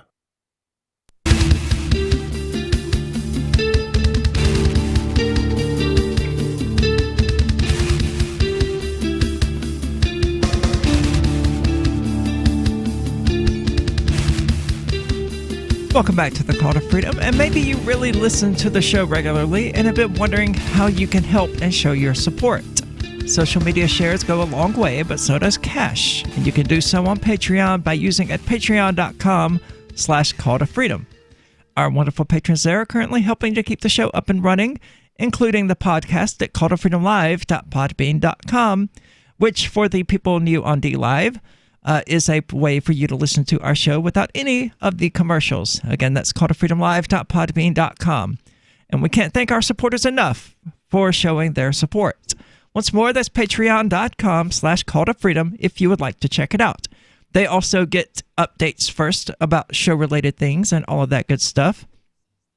They were the first to know that we are now on iTunes, finally. So all good things. They also sponsor the Libertarian Drama of the Week, when there is Libertarian drama. So, sometimes there is. Yeah, sometimes there is. This week, not so much. So I wanted to talk a bit more about the subject of individualism and collectivism, because we've seen it here in this Twitch chat, in this DLive chat. Well, hold on. The spook thing is not a meme per se. It's what Max Stirner used to characterize non-existent fictitious human constructs that we tend to treat as real, products of the ego, of human ego, so to speak. And the belief in these things as real make them spooks. So I'm an individualist, right? And I'm pretty sure Michael is as well. Yeah. I mean, we haven't discussed it extensively, but it's usually a safe assumption when you're dealing with people willing to go onto a talk show with a tranny that they're an individualist. Not always, but we've met we've seen some trans people who that might not apply to. That you wouldn't be willing to go onto the show with them? That might not be individualist. Well, I'm certainly not saying that all trans people are individualists or something like that. I'm saying that somebody willing to go onto a show with a trans person is more often than not going to be an individualist. I don't know. Because most people are going to go, I'm not doing a show with a tranny. So, speaking of collectivism, right? I'm not a fan of it, and I've been collectivized in this exact DLive chat. You can scroll up and see it if your cache is large enough or whatever. I'm not sure how DLive does it. It seems that older chats do disappear in time. I'm not sure what the time frame is on that, but like early on in the show, and it's not just here on DLive, it happens quite regularly, where you end up with these people who just assume that I'm going to be a leftist SJW because I'm trans, right? Yeah, that's what we saw at the what was it the other day? The ACLU event? Right. Yeah, every single one of them would have been diehard anti-Trump. They were all in support of the anti-discrimination bill that was passed. I'm adamantly against that bill. And amusingly, my opponent in the race for sheriff last year made it a point to inform Ian Freeman of Free Talk Live, the show that comes on next, that that he supported the anti-discrimination bill. And I was just like, well, that's nice. I don't. Okay.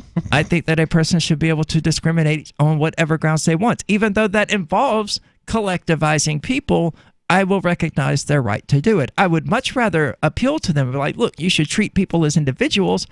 But one thing I hear quite a lot is, you're one of the few trans people I don't hate. You're one of the few trans people that I don't think should be shot and killed. Chris Cantwell told me this on his show, which I don't think is even a thing anymore. Yeah, I think he's done. Yeah. He was like, well, I will admit that you're one of the few trans people who I don't think is fit for the ovens or whatever. I don't remember exactly how he phrased it. Yeah. Like, whew, boy, I was worried about you there for a second. Yeah, that's a sigh of relief. Right. So individualism is important, and I think we all have the capacity to recognize however discriminatory we are and however we wish to categorize people based on arbitrary characteristics like skin color, sexual orientation, gender identity, or whatever. We all have the capacity to recognize that there are people who break out of our stereotypical view. There are trans people who are not diehard leftists. There are black people who are Republicans. Yep. There are white people who are, I don't know. I can't think of really any. Not racist? Yeah. Thank you. God, that's so sad, but you are accurate. I have been called the Uncle Tom of trans people. Absolutely. Yeah, and I don't think those people have ever read Uncle Tom's Cabin. No, certainly not. But I've also seen I've seen white people stand there with a straight face and call black people race traitors for voting Republican. What? I have not seen this in person, but I have seen video of it, and it is a thing that happens.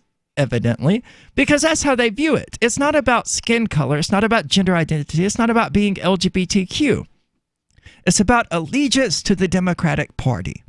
And if you don't have that, then they will gladly turn and hang you with the same rope they're going to use to hang Trump. And anyone else they don't like. To them, there is no difference. And it's not at all. They pretend like it's about caring about, minorities, black people, LGBTQ people, Hispanics, and all of that, but it's not. It's about caring about other Democrats. So I'm not a fan of that.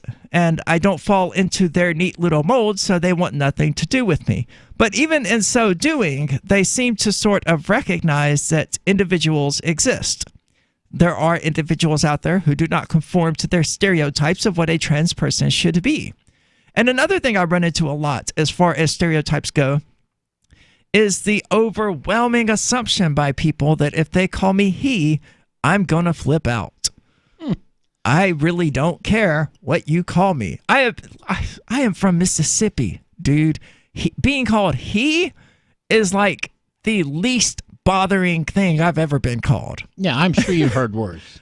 I don't prefer being called he, but my preferences do not dictate your speech. Your preferences dictate your speech. My preferences dictate whether or not I want to have anything to do with you.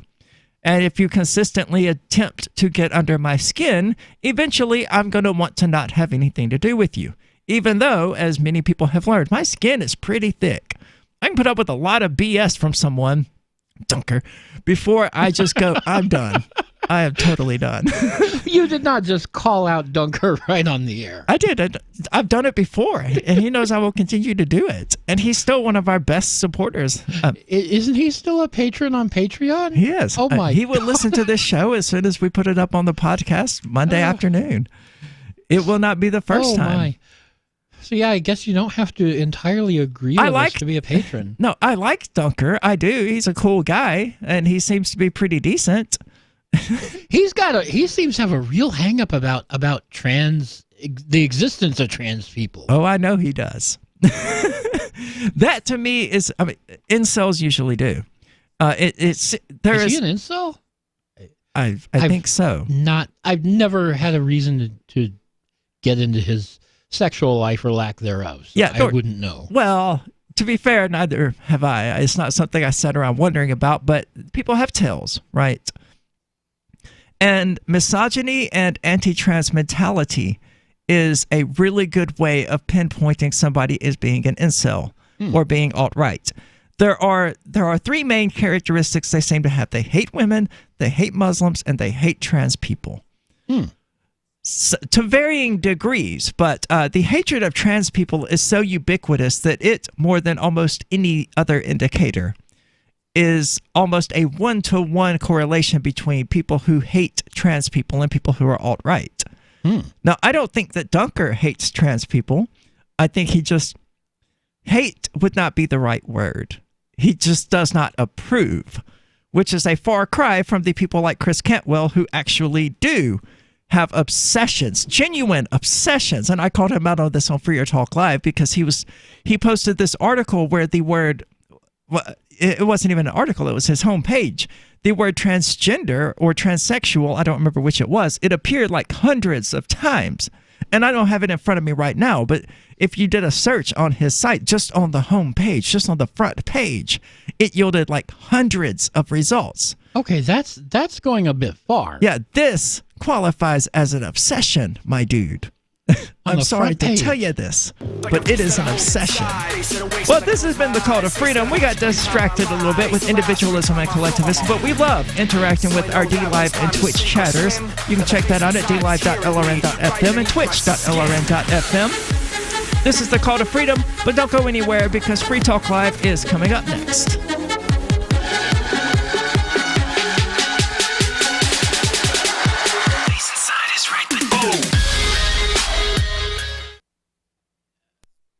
If you're looking for work, you know the math. There are many more applicants than openings, so you need to stand out, not blend